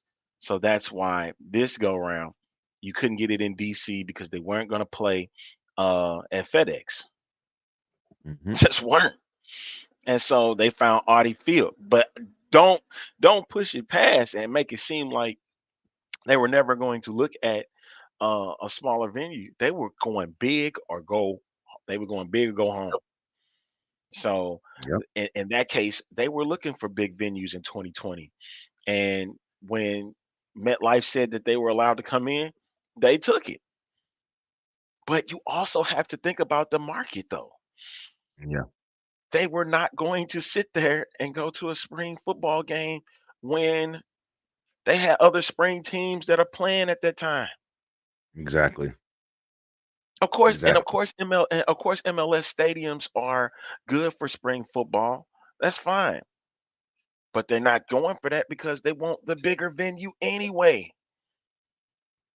That's why DC has Audi Field now, right? I'm trying to think. Is that the only soccer stadium we're looking at? Yes. Right now, Why yeah. you think that? Why do you think they wanted minimal with soccer stadiums? Because they wanted football venues only. And Because so look at Cashman. Look at Cashman, for instance. It was set up. It went from being a I AAA disagree with that. baseball. I It disagree went with from that. My being bad. what this one. The only Yeah, but possible we want owner to. I see Yep, I disagree. right now is the CEO for the Memphis Showboats, who just donated 50 million for the renovations for Liberty Stewart. You know who's going to own that stadium? The University of Memphis, not FedEx. I was just gonna say the same thing. That's exactly who's gonna own that. Sorry to say it, So that's but up to FedEx the. ain't That's gonna going own to be up to the University of Memphis. And when all that happens, they have to abide by some rules that was given for that $50 million donation anyway, it. Hmm. for that to be unlocked. So that's a locked $50 million. That's not unlocked. Exactly. And again, the city is trying to allow the University of Memphis to get that stadium. That ain't no reason why the Bandits moved to Memphis. That's not. And of course, a lot of people love Oliver Luck He did a because he good did an job. amazing. He did a real good job with what he He was did. given for the 2 years that he had leading up to, or year and a half he had leading up to getting the league ready for 2020. And that's another thing. Oliver Luck had the backing of Vincent Kennedy. I have more money than your mama, McMahon. Okay. Vince, I don't care what we say about Vince McMahon when it comes to the wrestling side or his personal life or anything. Vince McMahon is a damn good businessman. A damn good businessman. If it wasn't for Vince McMahon, some of the innovations that's happened in the National Football League wouldn't even be there. I would What say Vince to McMahon did in that. 2001 with the XFL, don't get me wrong, it flopped after a year, but that championship trophy was better than what we just got. That hunk of metal we just got didn't look like a damn Oreo with a see-through football on top of it. But you just got to imagine Vince McMahon went about it the right way, even back then.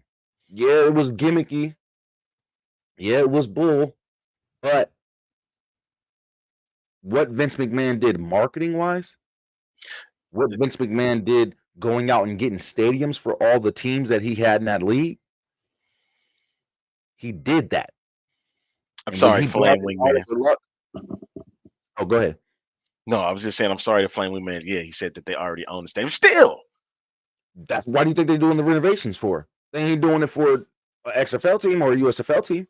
They're doing it for the University of Memphis. Why?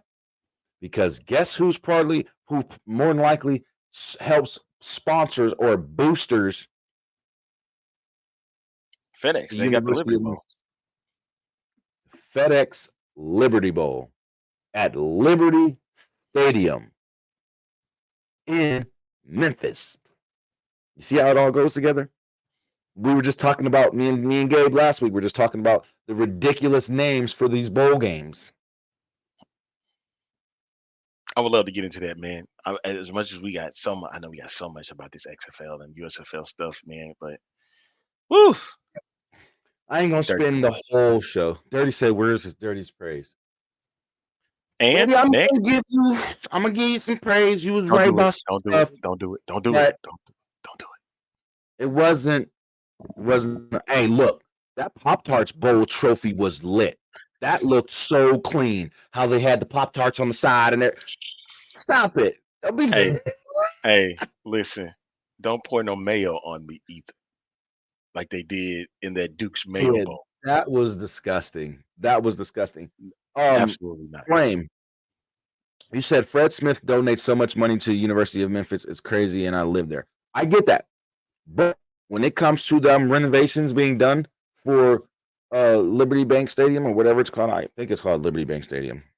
But when Liberty, those yes. renovations, they're being done for the University of Memphis Tigers. They ain't being done for no other team. Trust me. They're being done for the University of Memphis Tigers. But it benefits the Memphis Showboats because the Memphis Showboats was a beloved franchise back in the 80s. That's another reason why they brought them back.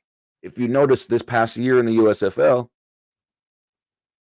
Memphis, Birmingham, Detroit all had the most fans. Or should I Well, say yeah. Michigan? They Well, all that's had the most that, fans to come out and support their games. but that was the case because that was their venue. You got to remember the other teams didn't have venues, and there was 5 Mm. cities that did not have a venue. So yeah, of course, they was gonna be the 3 top because they all had them to play in. So, but These comments coming in crazy today. yeah, Will said the only possible yeah, we owner. talked Oh, about that. okay. We talked about that. Okay. Yeah, we talked about that. Let's go back to David. David says perhaps college football stadiums will work moving forward. I remember the All-American Football Conference and attempted but never took the field. Spring League with teams in Power 5 conference college stadiums. I see where you're going. I see where you're going. Considering that how some of these spring football leagues getting guys that played in big Power 5 schools, I get it. They're gonna try to do what they did with the Sky Cam and say they invented it. I know. When it That's was when it was an NBC staffer that invented it. Okay, all right. exactly, and he invented it for the XFL game. So everybody knows all these new innovations that have been done in the NFL. A lot of it came from the XFL and other spring leagues. Now they do just need to adopt the kickoff. The kickoff. I'll say this, that if anything the NFL should take, they should go ahead and get the kickoff. That's it. Yeah. They're not going to do the 1, 2-point, 3-point conversions, even though that is like the littest thing in great. football. Right. That is one of the best things in football because now you make it to where a 9-point game is no longer a 2-score game. That A part. 9-point game is a 1-score game. And I thought that was cool. Football so much more fun to watch because now it's like, okay, these guys are down 10. What they gonna do? Oh, we already know they're gonna score a touchdown, go for the 3, go for that 4th and 15. Case in point, Battlehawks versus the Brahmas, the very first week of the season. It was a clear example of you can come back from 2 scores down, but scoring 9 points after scoring a touchdown. It was possible. Yeah. David says if Atlanta is ever considered as a potential market, Center Park Stadium, the former Turner Field, will be a nice venue of choice. Of Yes, course, it definitely would. of course it would. Duke's Bowl last year, the announcers dunk Oreos in the mayo and ate the. I'm sorry, that's so disgusting. They're going crazy with these different bowls, like all these food bowls and stuff. The Idaho potato bowls, you getting French fries dumped on you and stuff. When they ate that big ass Pop Tart, though, I was like, "That's edible." Oh, y'all gonna be sick. Y'all all gonna be in the hospital. Bruh. Just nasty, But man. no, I do get it. The idea behind the AAFC was to play in the college football stadiums that would largely be insured or unused during the spring. Unfortunately, the league never got off the ground. No, you're right, and they would definitely have to do something similar. You know what I mean? They would have to do something similar to take advantage of that. But Well, it's they going to be didn't. hard with how much college football is a business now. It's going to be hard to even get college football stadiums, especially Power 5 conference teams. It's going to be hard. That's all I can say. Let's be clear here on this comment that that the Saudis partnered up with the PGA. They partnered up with PGA players, former, because they didn't partner up with the PGA. They partnered with Yeah. former PGA players and they formed Live Golf. Yeah, if they partnered up with the PGA itself, PGA would be the richest, like the richest sport, because them Saudi boys got money. Money. But Why do I you think the don't think Saudi they're Arabia involved soccer stopping. teams are sitting here paying Cristiano Ronaldo 200, damn near what damn near $1 billion Yeah. to play soccer? Yep. What? To kick the ball around and run around up and down the field for 90 minutes? Almost $1 billion.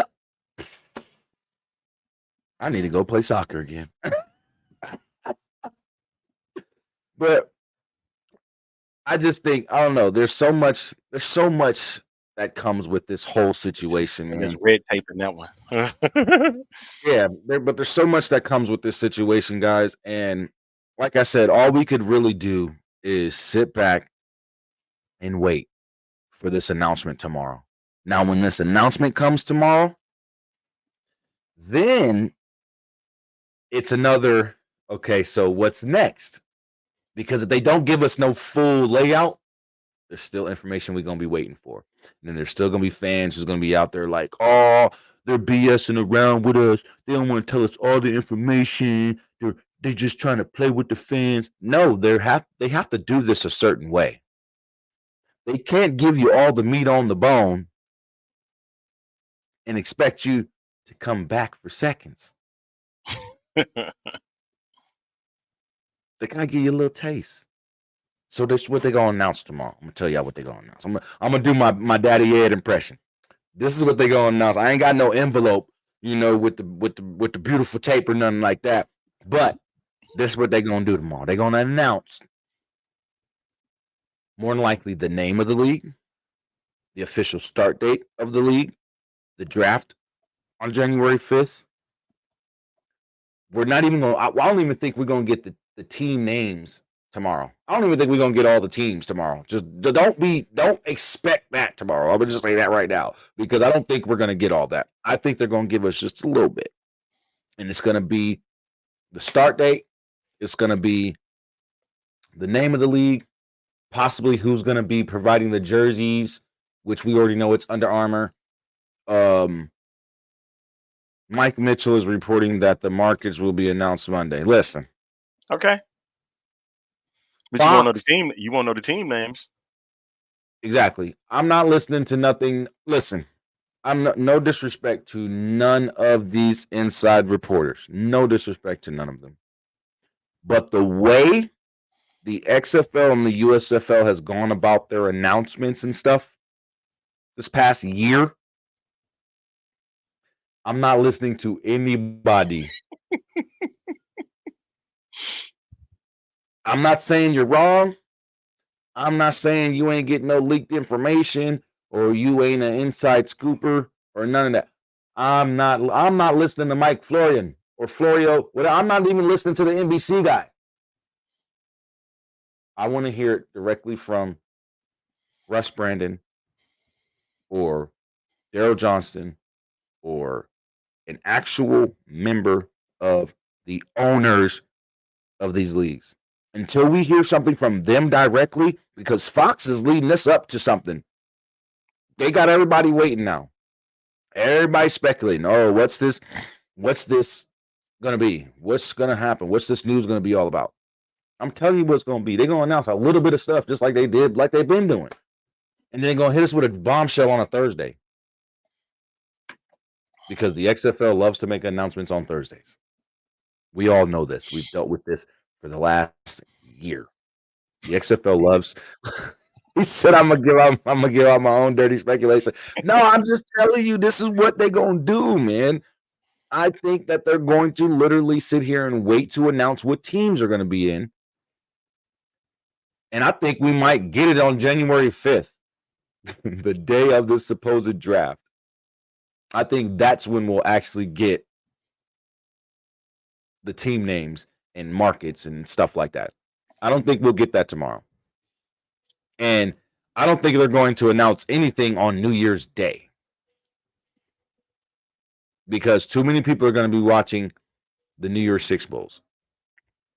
And speaking of the New Year's Six Bowls, Yes. I want to drift away from this conversation. We've almost been on this one conversation for 2 hours, and the show wasn't even supposed to be 2 hours long today. So let's move on to these New Year's Six bowl games, which have started. The Chick-fil-A Bowl is currently on with Penn State taking on Ole Miss, and it's a very good game. I hear it in the background.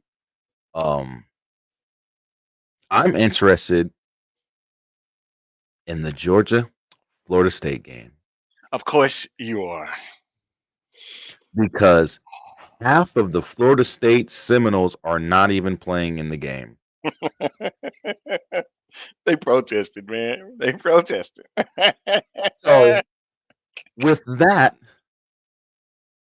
is the game going to be worth watching? Michigan's losing? That's awesome to No, hear. no. He's saying that's what's going to happen Monday. Oh. Man. Oh, yeah, I can't wait for Monday either. But is it going to be worth watching? Oh gosh. Is the All Georgia I Florida know State is I'm gonna going to be hear it? about it. I'm about to hear about it from Daddy Ed about this. I'm finna hear about it. I'm gonna hear it.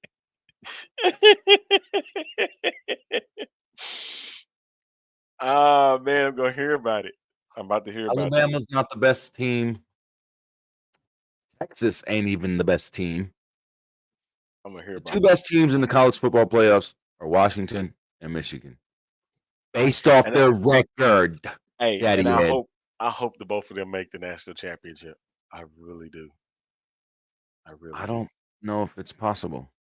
Michigan and Wait, no, no, Washington. no. Yes, It again. is. It is. It is because Washington's taking on Texas and Michigan taking on Alabama. taking on Alabama. Woo. How do Oh, you know this, Daddy Ed? See? I told you. I told What if Florida State would have all their players playing except Jordan Travis because we know he's injured, you. and they win the game? Then what would everybody be saying? I Oh, gotta it was going to be a snooze fest. I gotta say Jordan's this. going to walk all over him. This is gonna Okay. ruin. This is gonna ruin my argument. It's gonna ruin my argument. So remember last night? Last night's Alamo Bowl. Excuse me, Cotton Bowl Classic, right? Oh, Between Missouri great and game. Ohio State, right? And if you watch the game, about 39, 40 minutes or so, the score was 3-0. No, not 39, excuse me. About 50 minutes of the game.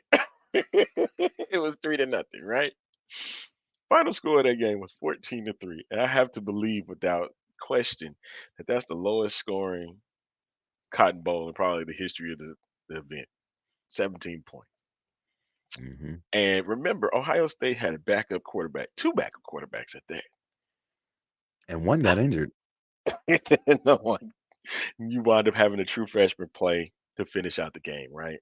I'll keep looking down because I'm starting to believe that that's what's going to happen. That would have happened to Florida State. Set Missouri versus Ohio State's B team. And it was. You had no Marvin Harrison Jr., number one receiver in the country. You Kyle had no McCord Marvin Harrison Jr. transferred. McCord transferred. He's like, I'm out of here. They the two fingers. And You put a sophomore in, he gets hurt, and then you put a true freshman in, and he gets mollywopped. So yeah, it kind of made it difficult. So now that I see that, I think that would have been the same thing for Florida State. So I can understand why they left and said, "Nah, I'm good. We're not playing in this game." don't want the So embarrassment. it hurts. It hurts. It hurts Florida State, in my opinion, and um, it also hurts my argument that I've been wanting to make for so long. It kills my argument. It It just kills kills. I everything. couldn't even argue with that anymore about Florida State now. Because Ohio State's quarterback transferred after going 11-1 on the season. He said, we won. We had a winning season, but we still couldn't win the Big Ten championship. Out. I'm out of here. We can't even win a Big Ten championship. And they were cheating. I'm out of here. I'm out of here. He's like, Oh who man. did he call McCord transfer to? I had a real quick story. There was a gentleman who's a big Ohio State fan, and he posted that all y'all Mizzou Tiger fans is coming too hard on my post and stuff like that. I said, first of all, sir, if your team would have beat Michigan, you wouldn't be having this conversation right now. You'd be talking about getting in the college football playoff or playing for the Big Ten championship against Yep. Iowa, which they probably would have same thing, annihilated them, Ed. So it wouldn't have made a difference. No way. But Ohio State lost their last two games of the season. So if you want to get mad at somebody, get mad at losing they lost to Michigan. But Yeah. my whole ordeal was last night's game was like a precursor to what I might see in Georgia and Florida State. I don't want. I'm scared to even watch the game now because I'm I'm gonna watching this. I just gotta watch the first half. get a message from Daddy Ed, and it's gonna say, "See, I I told told you so." Are you sleeping on this game? Are you sleeping? you. I'll be like, Daddy Ed, leave me alone. And while true, it was impressive that Mizzou still won the game and won the Cotton Bowl. It was their third Cotton Bowl victory, right? That's second since being in the SEC. Cool. But I wasn't. You would have stood there and say to be impressed. Okay, they won 14-3. Cool. But it was against Ohio State's B team. But at the same time, you got to play against who you put out. So you can't really deny Missouri for what they did against Ohio State. They did well on the defensive end, Yeah. and on the offensive end, the Boy, whole talk Cody was about Schrader. yeah, that was it. Oh my God, Cody Yeah, Schrader, boy. If he ain't a first, second round NFL draft pick next year, he will be a draft pick, but I don't think he'll be that high. I think he'll be a day two guy. I will really be do. dumb. No, Why sit it here won't. and take the leading rusher in FBS? He had the most yards in FBS, any Hmm. running back in the FBS, the Hmm. entire FBS. I need a workhorse like that. I'm His I'm I'm gonna wait. mentality, even his mentality, he said, I'm gonna wait if till you his want pro a day. super athletic player, you want all this and all that, I'm not that guy. Go somewhere else and look for that. If you want a football player, I'm your guy. I'll take that football player over that super. Oh well, I could jump in the air, do the splits, and catch the ball with one hand, and and and moonwalk to the end zone. I don't give a damn. Pro day Can you is gonna be something. catch a slant, get popped, and keep running? I want to see his pro Can day. you take all that power and swag that you have and utilize it on the football field to get us a win? Like this kid, Cody Schrader, who all we got to do is just give him the ball and he's going to find a way to pick up decent amount of yards each time he touched the ball. And he Oh, proved it last night against a it's a very good terrific defense, story. even though it was a B team defense. It was a terrific. It's a terrific story, and I think he was ranked eighth in the Heisman voting, which was pretty Yeah, good for a Missouri player because I don't think Missouri players get that type of love that they recognition. get. You know what I mean? Recognition. Yeah. So um, that's good for that. But if they're going to make him work hard for his dollars, his NFL dollars, I don't think it's going to be first round. I don't think it's day one. Day It two, may not be, day but I two, think he's yeah. a day two guy at least. Day You know what I two, mean? yeah. At best, at worst, day three. If he go undrafted, It's it's gonna gonna be a be shock horrible. because it's like you don't take the number one rusher in all of college football this past season and put him on your team. I Like, think I think they're gonna make him work for it. And I made a joke about it last night. I was just joking that he should play for the Battlehawks. You know, uh, granted, because but hell, He's a St. Louis guy, and I mean, granted they would like him, but I'm saying he's an NFL caliber talent, and yeah, he's NFL caliber. Unless he goes into the NFL and just flops, which I just don't see happening. A lot of people thought Bijan Robinson was going to come in, and some people thought he was just going to be this super high draft pick, which he wasn't. Or no, actually, he he was. was. I'm sorry, he was.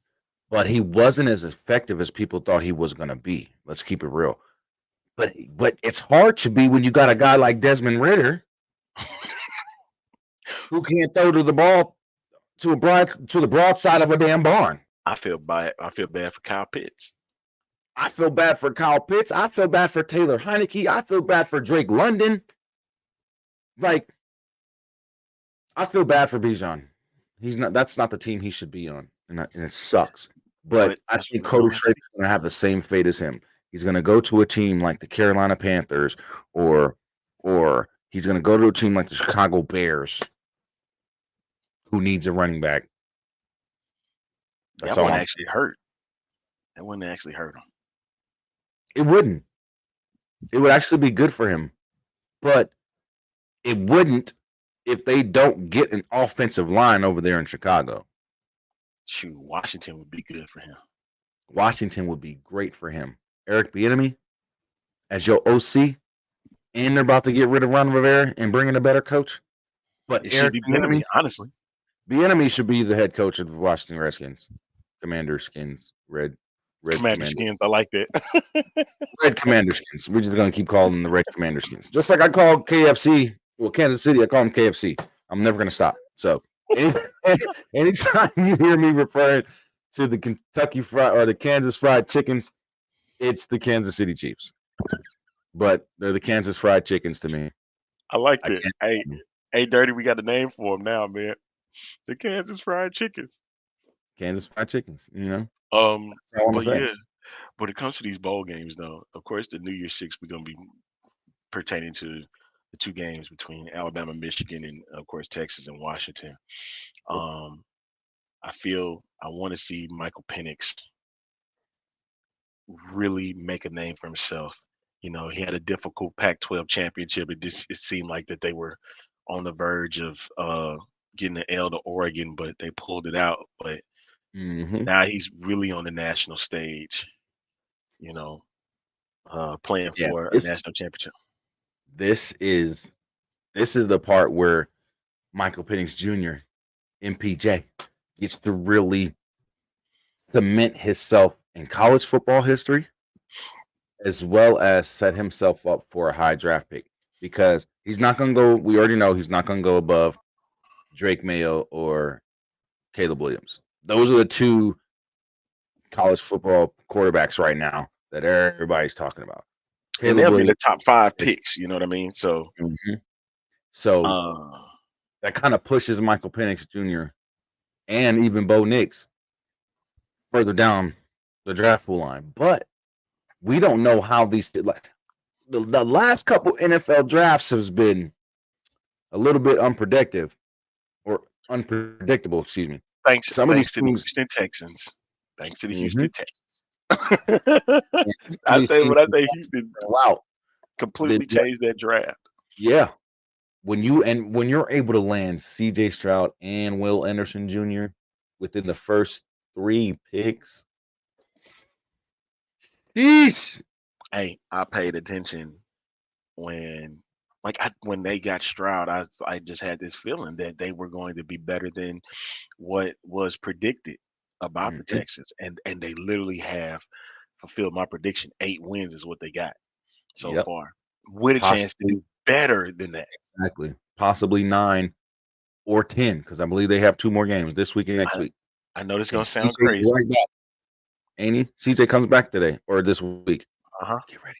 If they win and make the playoffs, D'Amico Ryans is coach of the year. Yes, hands That's my down. And if speculation. As and if much he as I want to doesn't win give Coach Stefanski all the credit, I want to give Kevin Stefanski for because you have to understand what he's gone through too. He's yeah, gone through 4 quarterbacks. 4 quarterbacks. They found a guy, a 38-year-old guy who a lot of people wrote off, and they're making the playoffs when nobody expected Cleveland to get there. So that's going to be interesting. But right now, Stefanski is the front runner for it. But if the Texans make the playoffs, you gotta give D'Amico Ryans the especially if they coach of go the deep. year, man. Especially if they It, go it ain't deep. even about it ain't even about a deep run because right The fact now they made it. You're right. they can still win the division. Mhm. As we sit right, and Trevor Lawrence is not playing this weekend. That's huge. That's the first missed game of his college or NFL career. That's the part that people are not seeing. He's out this week, and CJ coming back at the right time. This gives them prime position to win the division. And let's see, Indianapolis. I know we're supposed to be talking about the bowl games, but this one is too juicy to pass up. You know what I mean? So, and they're playing the Raiders. And that Raiders defense has been looking something totally different this year or Hey, these last couple games. I know we're supposed to talk about that, but this is a wild race for the playoffs.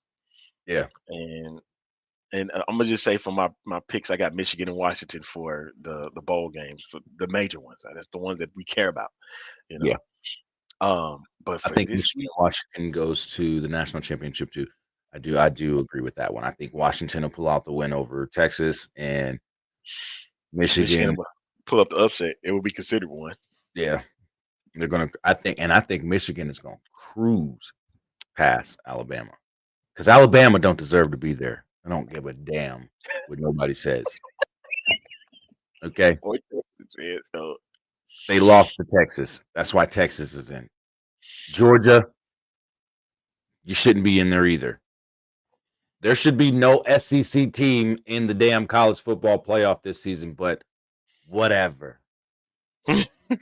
but for this recap, man, we looking at the NFC, the AFC South. You know, 3 teams all at 8-7. The Hmm. the Browns have done their job. They got in the playoffs.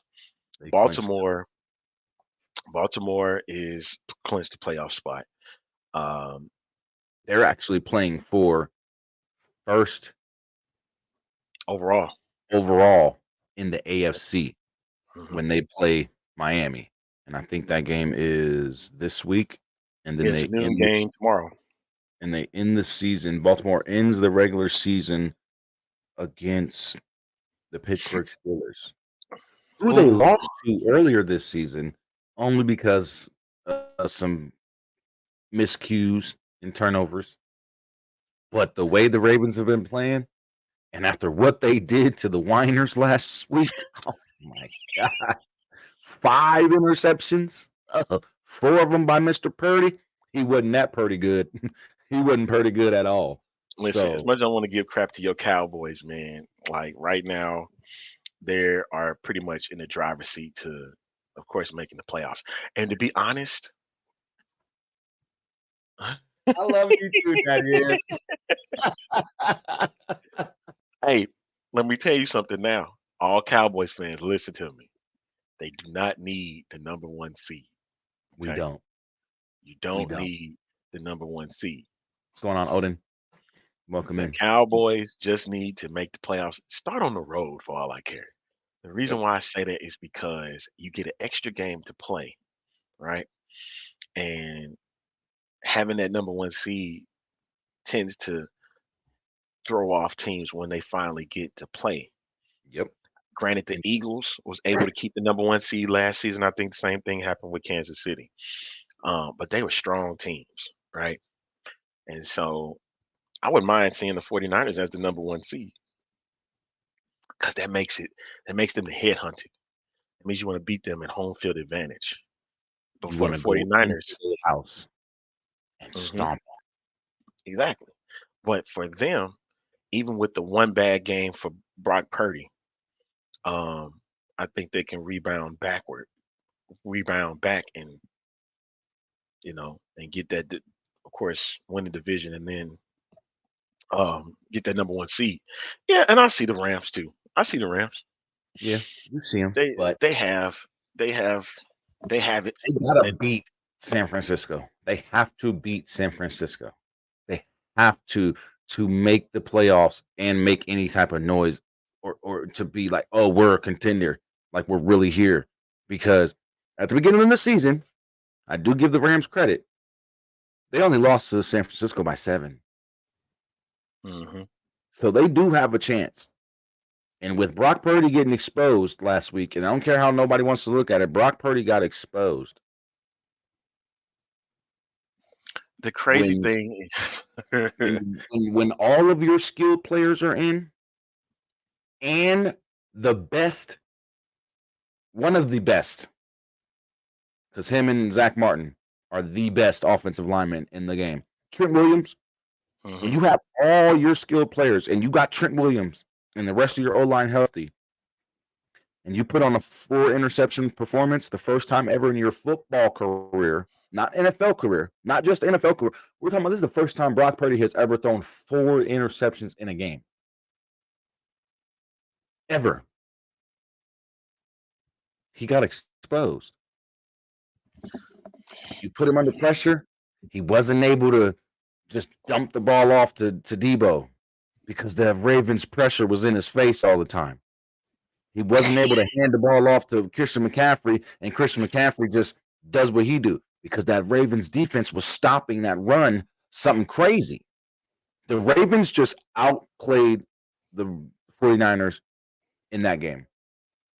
And if players, or excuse me, teams go back and watch that tape, they will see what the Ravens did and what the 49ers failed to do as far as adjustments and things to that nature. So it's going to be these last 2 weeks in the NFL season are critical for all teams, especially teams that are running, that are pushing for the playoffs, that are still in the hunt, and that are for playing teams that teams. Go ahead. and for teams that trying to get draft picks. That too. Like if we not making it to the playoffs, we're gonna do our best to make sure you don't make it to the playoffs.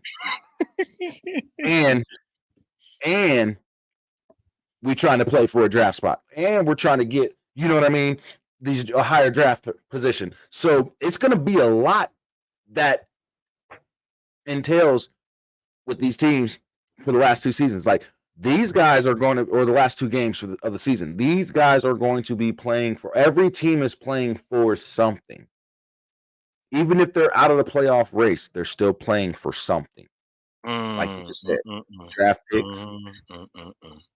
Like it's funny. Um, Saints and Buccaneers. You looking at one team 7-8, the other 8-7. Saints win. That bumps them up to the top spot, Mm-hmm. and they're 7-8, 8-8. So that makes things interesting in the South, right? Then of course you got Dolphins, Ravens. That game is for the number one seed in In the the playoff entire AFC conference. in the AFC. Yeah, right. So you got that one, all right? Rams and Giants. Of course, Rams are trying to keep their playoff hopes alive. Raiders and Colts. Raiders are trying to keep their playoff hopes alive. Yep. Uh, Bengals and And the that's Chiefs. crazy that the Raiders are still in the playoff hunt.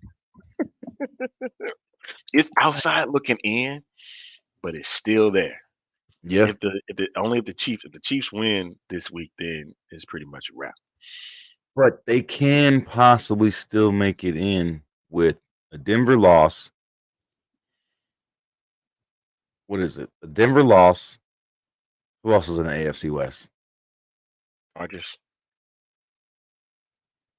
The Chargers ain't gonna matter. No, it's not. It would have to be a Denver loss. A Denver loss and a KC loss. Yep. A Kansas City loss and a Denver loss would surely put Hey, in the Raiders, which is crazy. but the AFC South race is bananas. Yeah, it is. Yeah, it is. Yeah, it is. Hey, shout out to my guy Mike Patton, man, who does a show called Touring the AFC South. It basically covers everything that goes on in the AFC South, man. I'm like, sir, y'all have the best race in the NFL right now, going Yeah, in week 17. because there's 3 teams. He said, "Damn you, Jersey, our old." All time is be lacking in mainstream. Hey, but listen, like CJ Stroud's back, Trevor Lawrence is out, and then uh Gardner Minshew is trying to keep that team afloat because none of that was supposed to be the Jaguars division all by itself. Yep. No one No way. expected CJ Stroud to do what he's doing this year and the Texans to look as good as they're looking.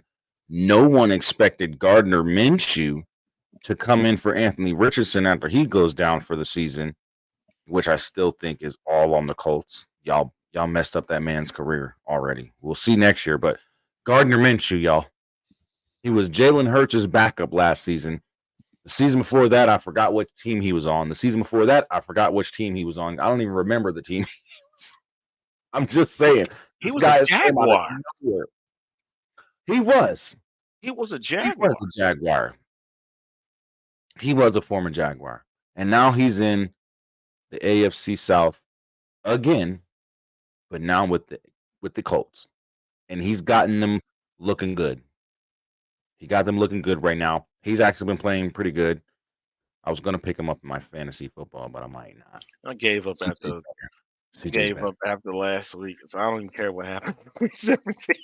I don't even care anymore, CJP's a man. Buffalo fan. Buffalo still has a chance, but they got a hard road to They knock out the Patriots, they'll be all right. but And knock look what out the the Patriots been doing. Patriots been just been Patriots. beating Billy Zappi and the Patriots just been beating teams that you would expect them to get blown out by. So I'm not going to put nothing past the Patriots right now with Billy Zappi at the helm, even though I don't think he's all that great of a quarterback. He's a game manager. He's able to go in there and not make a bunch of mistakes and keep the team afloat. That's your job Well, right now. what You does know what that I mean? mean? What's that mean for Mac Jones at this point? His career's over. So you We'll saying that see. they're gonna have to bring in another quarterback? Oh, they The are. Patriots? They're getting rid of Bill Belichick. Watch what I tell you. They're getting rid of Bill Belichick. They're bringing in another quarterback, and they're bringing in a running back and a wide receiver. That's what they're drafting next season or this offseason. Watch what I tell you. They're going to draft another quarterback, draft a good wide receiver, and draft another running back. And if Ramondre Stevens doesn't come back and he's the same, that's why they got that third running back. You know what I mean? Daddy Ed says pick one. Tua versus Baltimore, Goff versus Dallas, or fly with Derek Carr versus Tampa. Yeah, Saints and Bucks is what he's saying. I'm gonna choose golf against Dallas. Definitely. I think that's the game to really Because those they might have to face off against each other again. in the playoffs. Yep.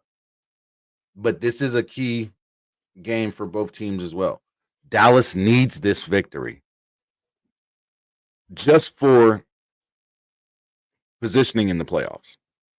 Hmm. Dallas needs this victory.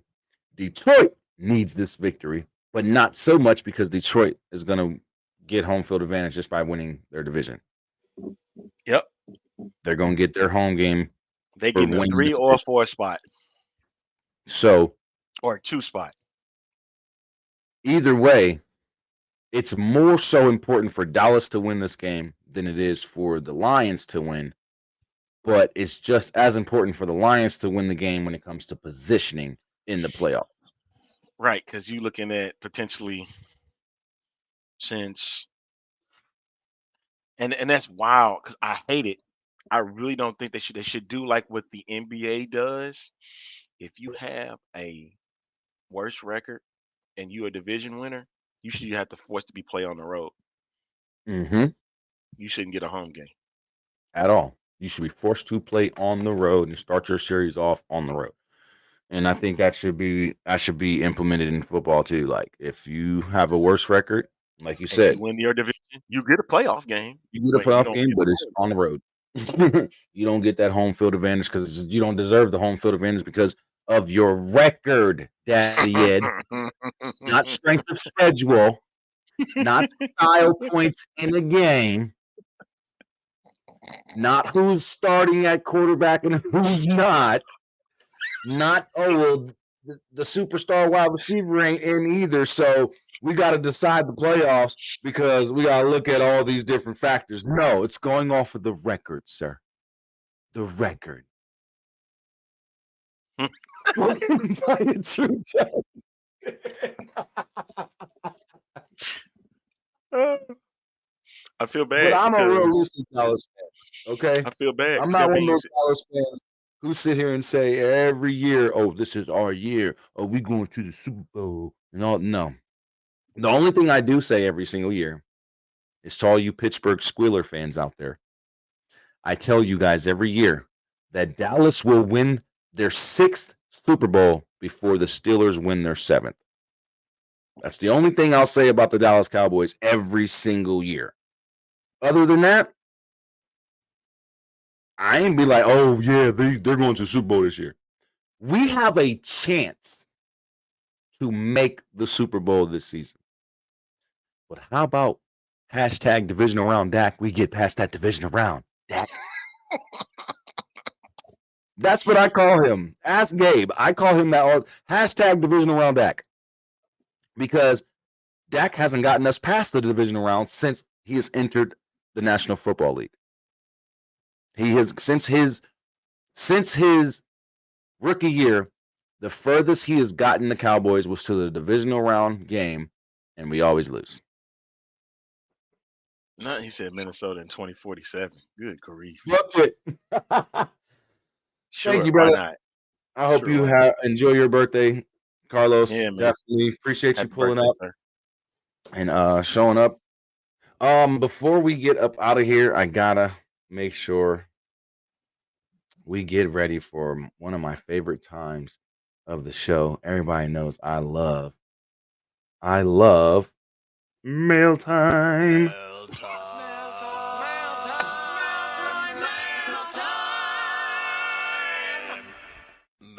I did. I did. Why are we looping here? I love it, man. I love it.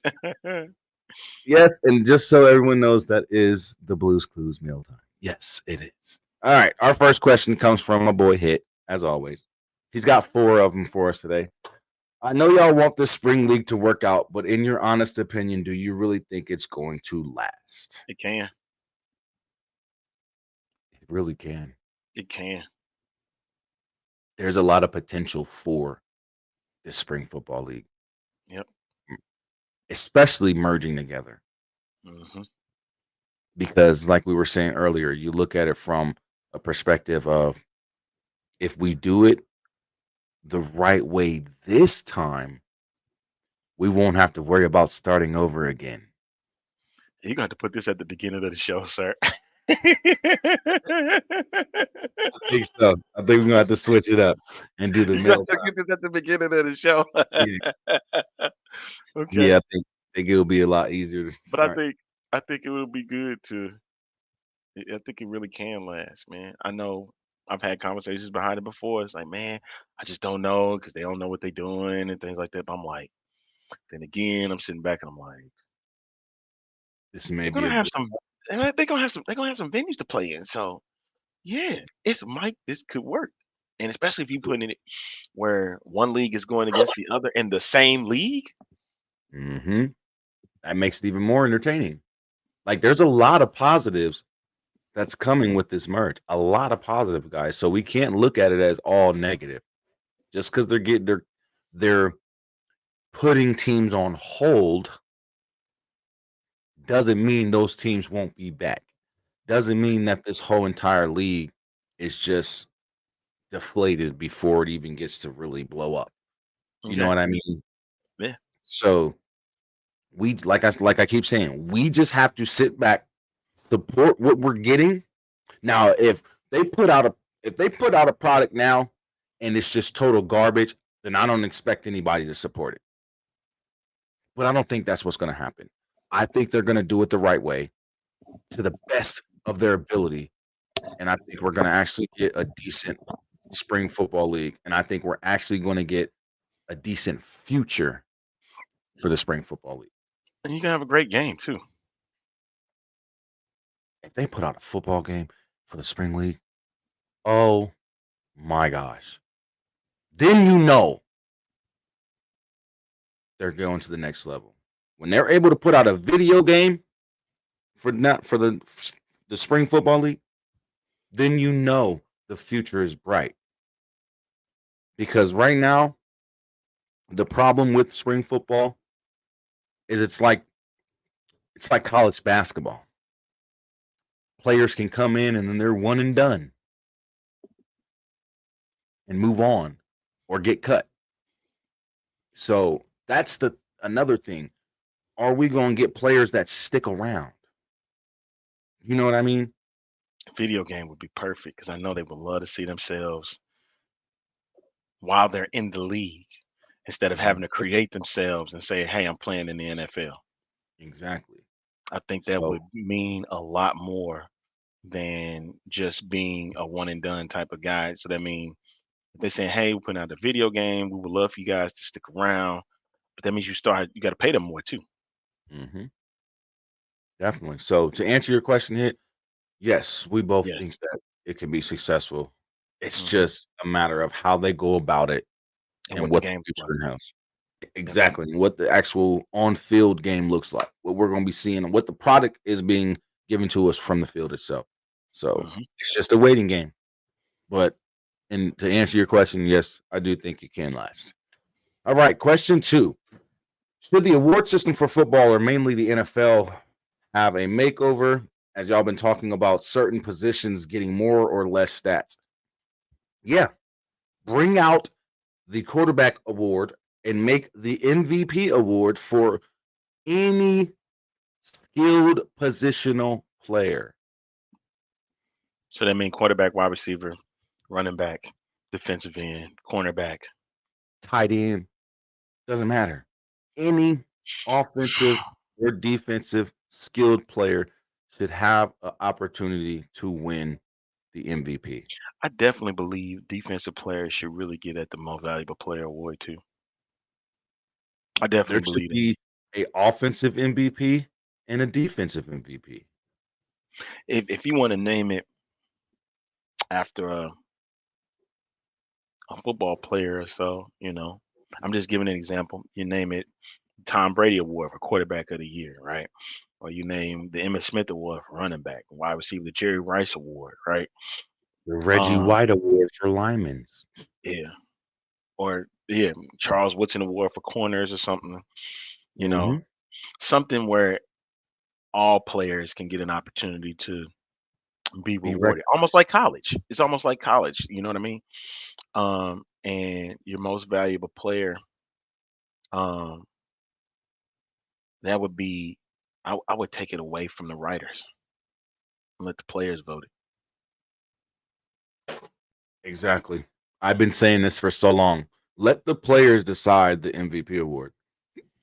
Let the Mhm. players and the fans decide the MVP award. Right. Half of it goes or 40, 30% of the vote comes from the fans, and then majority of it is from the players and coaches.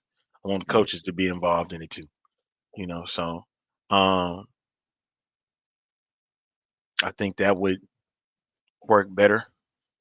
And I know that you still have to do a most valuable player though.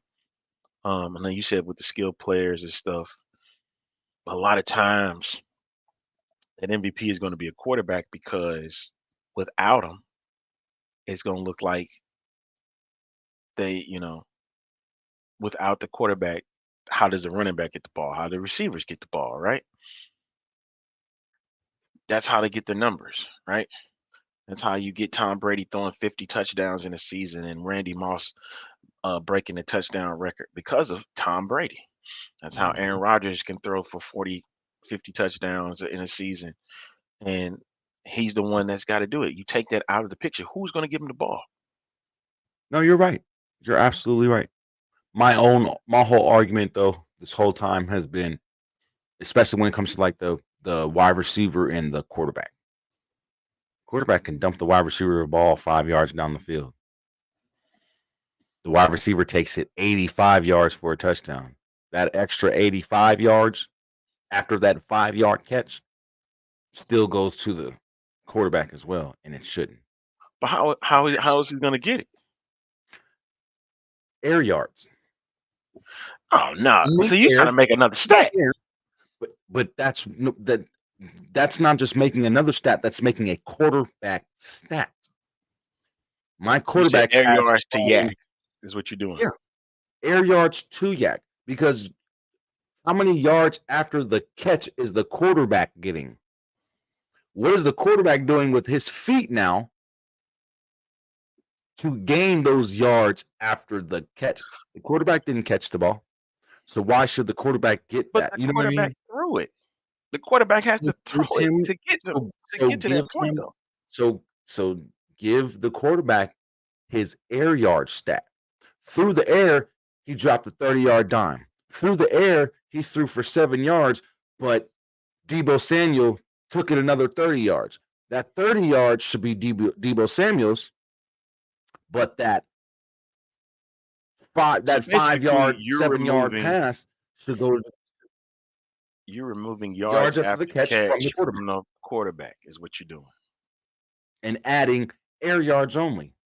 So then when it says, oh, this quarterback is 8 for 9 for 142 yards, well, that will be 142 air yards. So that Then you means can you say, got okay, yeah, that man's throwing the ball down the field. He's throwing that rock down the field and giving his players are catching it down the field. And then whatever they do after, okay, now you can say, okay, this quarterback deserves that MVP award because through the air, he averages such and such amount of game yards a game. You get what I'm saying? Then I would be more comfortable with saying, okay, yeah, that quarterback deserves to be in the MVP conversation over this wide receiver or this running back. Like right now, this year, there should be no quarterback aside from Lamar Jackson who should be at the top, at the very top of the list. Not even Dak Prescott from the way he's played the last 2 games. So yeah, I honestly think that making a, like you said, Reggie White Defensive End of the Year award, or the Charles Woodson Cornerback Award, something or like that. defensive linebacker of the year or something like that. Recognizing great players like Lawrence Taylor. Who would win the Lawrence Taylor Linebacker of the Year award? The best linebacker. You know what I mean? So like they should individualize the awards like that. Like you said, like how college does. All these individual positions get a reward if you're the best throughout that season. So why not look at what the NBA did? They went and renamed their awards after players. Yeah, So and I get that, and I see what Ed said that maybe the who deserved it, who deserved it award. But my thing is, um, it's hard, man, especially when you got I see what you mean by the yards after catch and stuff, but and it would make quarterbacks having to throw more deep down the field to. to So get it's their like let's say they get a 60-yard bomb and then they still run another 20 yards to score. Let's say it was an 80-yard play, so or 75. Let's say that because they usually start at 25, right? So a 60-yard bomb, they catch it at 60 yards, and then the other 15 yards after a catch. All right. That 15 yards after the catch will go to the running back as their stat. That air yards, though, well, no, you could still keep the. I don't see. It would be hard to even do that too, because are you going to take away those air yards from the wide receiver, even though he made a 60-yard catch? This is where it I gets mean, complicated. You know what I that's mean? what I'm saying. Stuff can get complicated with that, especially if they because they like to throw behind them. Mm-hmm. You know what I mean? Or throw laterally, and then they take off. So you taking away from that too?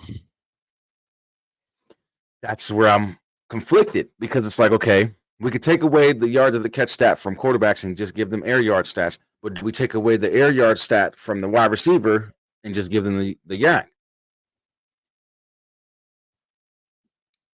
So that's where my confliction is because I would be okay with taking away the yak or the yak from the quarterback and taking away the air yards from the wide receiver because, like you said, I throw you a 60-yard bomb and you catch it 60 yards down the field. That's my 60 yards.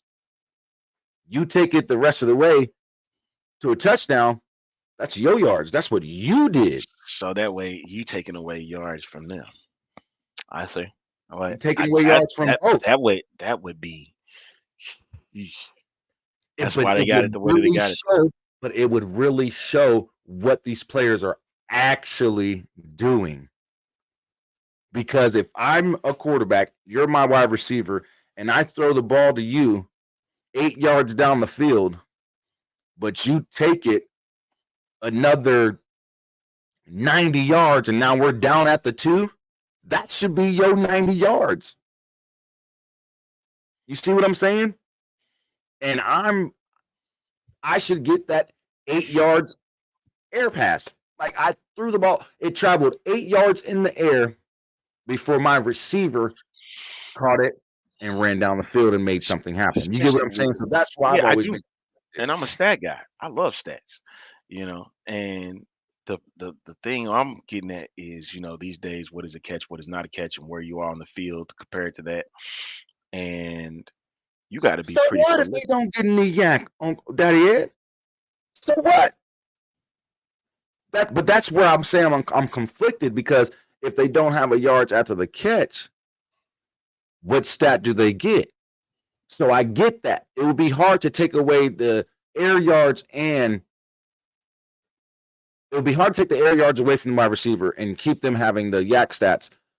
But I think it would be easier to take away the yak stats from a quarterback, keep the air yards and the yak stats for the wide receiver, but just take the yak stats from the quarterback because they don't deserve it. And at the end of the day, they can throw the ball 75 yards down the field. If the receiver don't catch it, that 75 yards don't matter. So what happens then if they doing a flea flicker, With the or flea the running flicker, or the running back is doing the throwing instead? then you give the running back that passing stat. 1 for 1. Let's say he completed that one pass. 1 for 1, and however far the ball traveled through the air before it's caught, that will be his stat. Oh, he went 1 for 1 for 35 yards or 37 yards because that's how long the ball was in the air, or that's how far the ball traveled in the air before the wide receiver caught it and did whatever they did with it. I would be comfortable taking away the yak stat away from the quarterback, but keeping the air stat with the wide receiver because they have to still catch that ball 60 yards, 70 yards, 20 yards down the field. Okay. All So right. I would take away the yak stat from the quarterback and give the air yards to the quarterback only, but also keep the air yards and the yak stat with the wide receiver. That way, when it comes down to these races, I can say, well, this quarterback deserves to be in the MVP because they threw for 3,000 yards in the air. You get what I'm Mhm. saying? Not 1,000 yards in the air and their receivers did the other 2,000 yards worth of work. You know what I mean? So he said, "You're making me tired, Jersey. I need a nap. I'm supposed to be on vacation, not trying to write Write a a yak." yak formula. Blame Hit, Daddy Ed, with the damn question. Blame Hit. No, but thank you, brother. We got two more and we're out of here.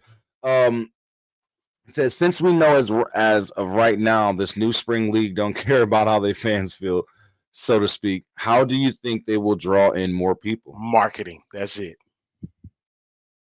Plain and Marketing. simple. Marketing. In every way. Better marketing. Hmm. TV, audio, or TV, audio, visual, even if it's not a commercial, Visual marketing. just You got to marketing see in it to general. believe it. That's the You got to only believe it. way. Yep. It's marketing. And then Right. that word of mouth. Hey. Because if I'm like, hey, yo, A Train, did you see that Sea Dragons St. Louis game? Oh man, I missed it. Let me go ahead and check it out, yo. You know what I'm saying? I get you. Now you got people who like spring football. There's still football going on. Even them people, hey, yo, come check this out. Come watch this game with me. Or your buddy who don't really watch spring football comes over and you're watching the game. He's like, oh, there's football on? Oh, yeah, this is spring football. Oh, word? Yeah. The next thing you know, you done brought somebody else in. And then they call up their buddy, yo, check out the spring football league game, man. These kids are balling over here. Blah, blah, blah, blah, blah. Next thing you know, it just word of mouth and just all around marketing, man. That's the only way this league is going to survive. Is marketing and just having a good product. That's it. All right. Last question. It's a two-parter because I couldn't put everything on one. If you had to pick right now, would you rather put more effort podcast-wise towards football that is actually happening instead of something that is not even set in stone? If nothing major is happening news-wise, why still put effort toward it? Mm. Okay. I think because we've been on that stage before. Yeah. I'm talking about me and Dirty when we do our show. Like, why y'all still doing it? Well, we did it because we want to see what the game is gonna look like. And when we first started it, we put a whole lot of effort into something that had nothing. And people started listening and people started watching and you know, that's what it became. It started becoming fun and stuff. And we had fantasy ideas of what we wanted to see, um, how the game we wanted to look, what the colors is gonna look like, stadiums that they're gonna play in. It was like you was having your own fantasy football in front of you, like you having your own game. Like so, when the XFL in 2020 did the Fan Advisory Network, that was fantasy football stuff. That's Yeah. what we wanted to see in the game, right? They try to do that again with the huddle. Kind of gave it a similar thing to it. I hope they do something with it in 2024 because it actually was something that was implemented because when Vince McMahon said in 2019, 2018, he said, I'm giving the game back to fans. That's literally what he did. He did. He put the game in our hands in multiple ways. That's why And I say people can't be, not to cut you off. That's why I say people can't be upset with Vince McMahon because the way he went about it the second time around, at least, if the pandemic wouldn't have shut down spring football in 2020, I think the XFL would have been on their third season, and The Rock and Danny Garcia wouldn't even be a part of it. I would have said the same thing if it wasn't for the fact that Vince McMahon was already in trouble financially anyway. Yeah, true. But he could have got investors. You know what I mean? That's when you bring in Redbird Capital. That's when you bring in people like Danny and The Rock. Hey, just come in and just throw some money in. You know what I mean? Just throw some money in and help keep us out of the red. He's saying if there's no major news or news while still trying to push the horse to water when they don't want to drink, but I understand why y'all still talk about it. I get it. I get that. But, it was like it became like, do you want to still do it and whatnot? And that's why you have shows where you can still talk about professional football. Because believe it or not, there are other leagues around. It's just that do you want to look at them and cover it? Like the Right. European League of Football is another one. And of course, all these arena leagues that's around. So um, there's football that's to be played professionally. And you You know know what I what's mean? crazy? For the USFL and XFL to be possibly taking on the name of the United Football League, doesn't that kind of baffle you how the United Football League came back this past season? But you wouldn't have known unless you subscribed to their app to watch their games and paid $10 a month to watch their games. So nobody even knew that the UFL still existed because people weren't covering it. People weren't watching the games. That's why they just folded completely. Well, they folded completely because the person that was running it is not a good person to run it in the first place. Very true. Very true. I ain't want to That's put them yeah, on blast that, like that. yeah. I I ain't want to put them on blast like that, but hey, the truth hurts, man. And the current or the previous owner of the UFL tried to bring it back 2023, 14 teams, but they went about it to where there was no national coverage whatsoever. And then you got put it in cities that cities wasn't even involved in saying, "Hey, that we're gonna put a team in your city." What? They had what, the Roanoke? They had teams in what it was like Richmond, Virginia. Man, they was trying to put a team in Sauget, Illinois for St. Louis. Yeah, I said, Sauget, yo, what is this? Sauget, Illinois. Sauget? They put Charleston, it, South Carolina. and they was putting it in a ballpark, not a. They put it in a baseball park for a And I'm football game. like, you can't do that. The only football slash baseball stadium that works like that is the Coliseum, Well, where the City Raiders used to play at, and the City Field, USC Yankee Trojans Stadium, Fenway Park, they can convert theirs into stadiums, but they weren't gonna do it for somebody they didn't know or trust. at all. And with the UFL being a league that they did not trust, this is why we're now seeing the possible name being converted over to this new merge league. So that's why we do this hit, because regardless, there's still football to talk about. As you've seen, A Train and Dirty has been doing this since before 2020, and they've gone from having a very small audience to being one of the biggest XFL podcast shows out there. And don't get me wrong, how long did it take you guys? Good 4, 5 years. But look where they're at now. Never have a show with less than 10 people watching. You know what I mean? Because people are interested in what they have to say because they're bringing legitimate news. And a lot of the legitimate news that they're bringing us is directly from the league.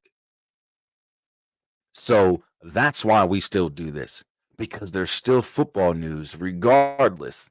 Even if it's not set in stone, it gives us something to talk about. Yeah, when the league puts it out, that's when we say something. Even if we do a bunch of rumor or speculations and we come on the show and hey, look, this is strictly speculation on this show today. Everything we're talking about is strictly speculation on this show, this, that, and the third. That's why.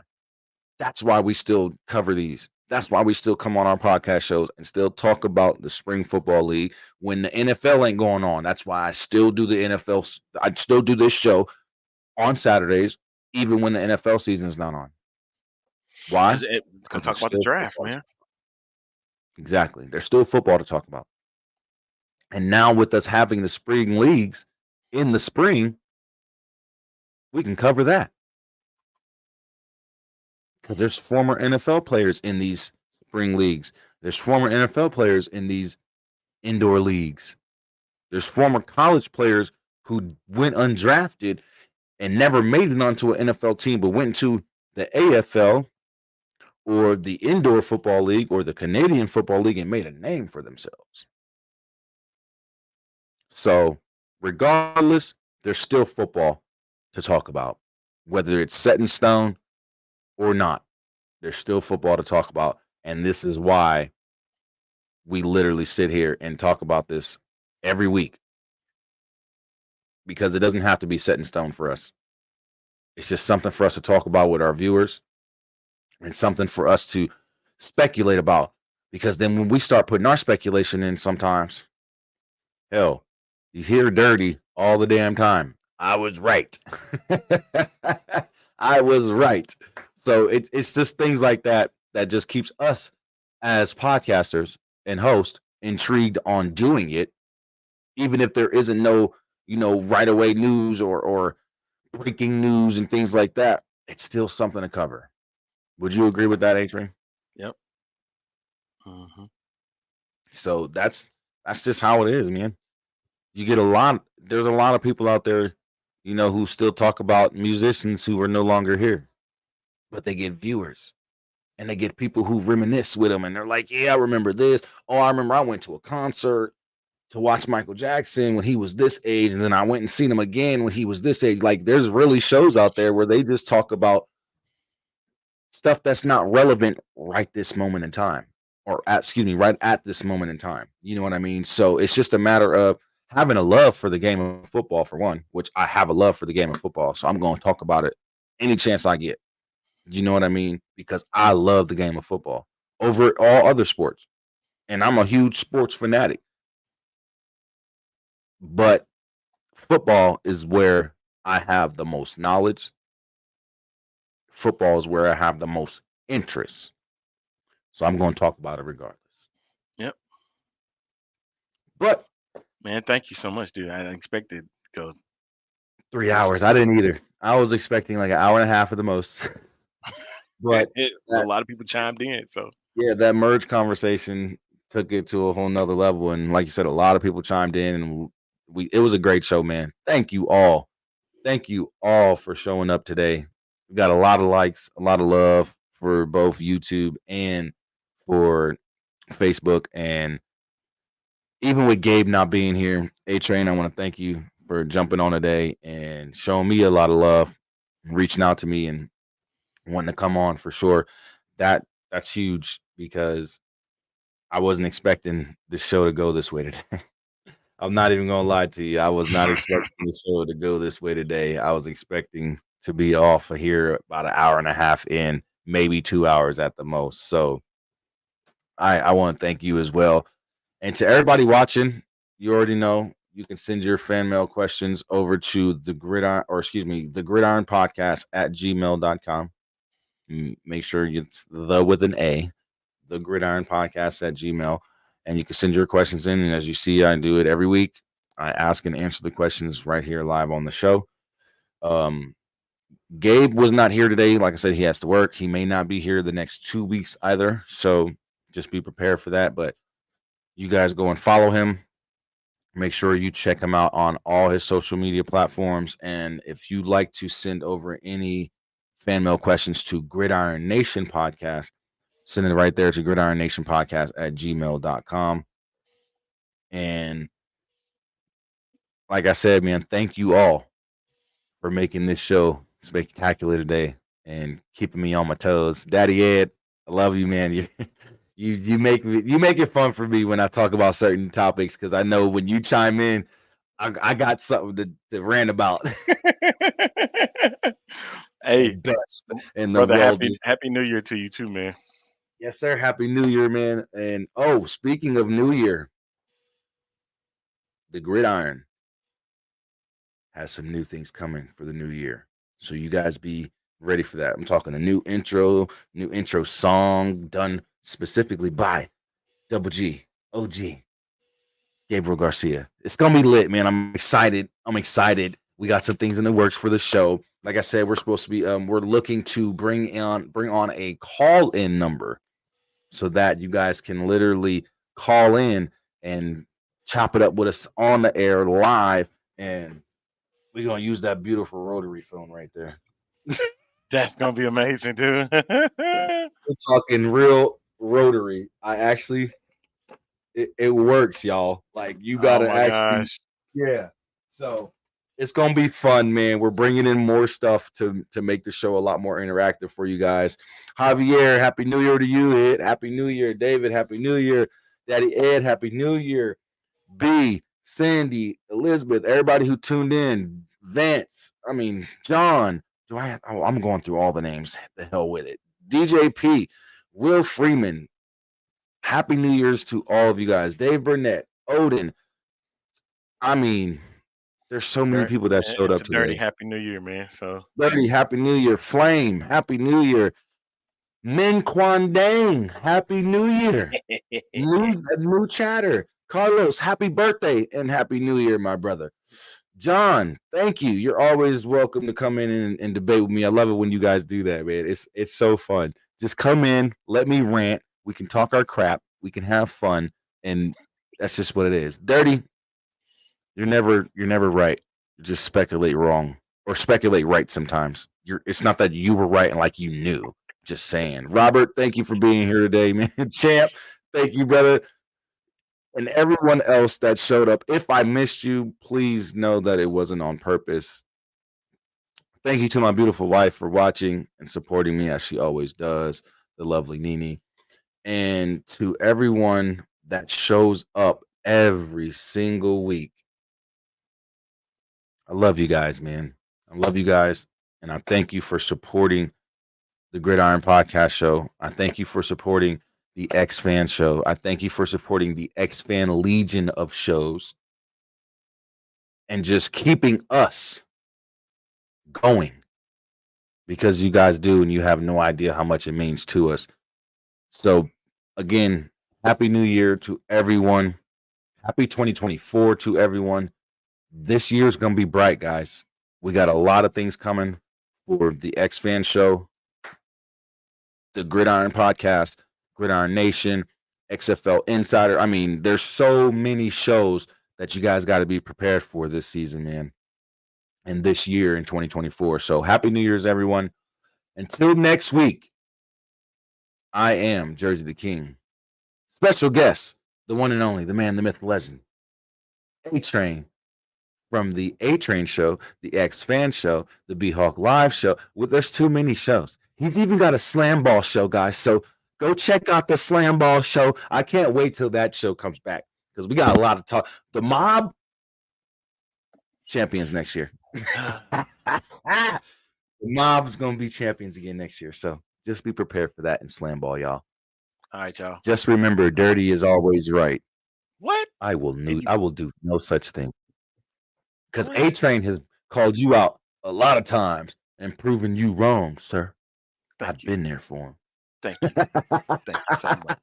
A-Train, make sure you go ahead and get your 15 seconds, brother. Tell them where they can find you, Dirty, and the X-Fan crew. Well, apparently after tomorrow, we're gonna have a new name or so for the show. So, well, first you can always follow me at the A Train Show on Twitter. You can follow me. Um, you can follow X Fan Legion, which that's probably going to be changed. X Fan Show is going to be changed a bit. So for right now, until the first of the new year, follow me at the A Train Show. We'll get everything squared away on where you can follow. Word up. You Happy guys New hear Year, it first. man. Happy New Year to you, brother. And again, thank you for being here. I really appreciate it. Thank you all for being here and watching and supporting the Gridiron Podcast. And like always, it's been a great show. It's going to be a great week. Enjoy your New Year's. Safe travels for anyone traveling on New Year's. If you're coming to Vegas, come holla at me. Because Vegas is the best place to be for New Year's. That's all I'm going to say. The best place to be. It's better. It's even better than Times Square. So bring y'all ass down to Vegas and we'll have some fun. This is the Gridiron Podcast Show. I will see you all next week. It's your boy, Jerzey Tha King. Holla at me.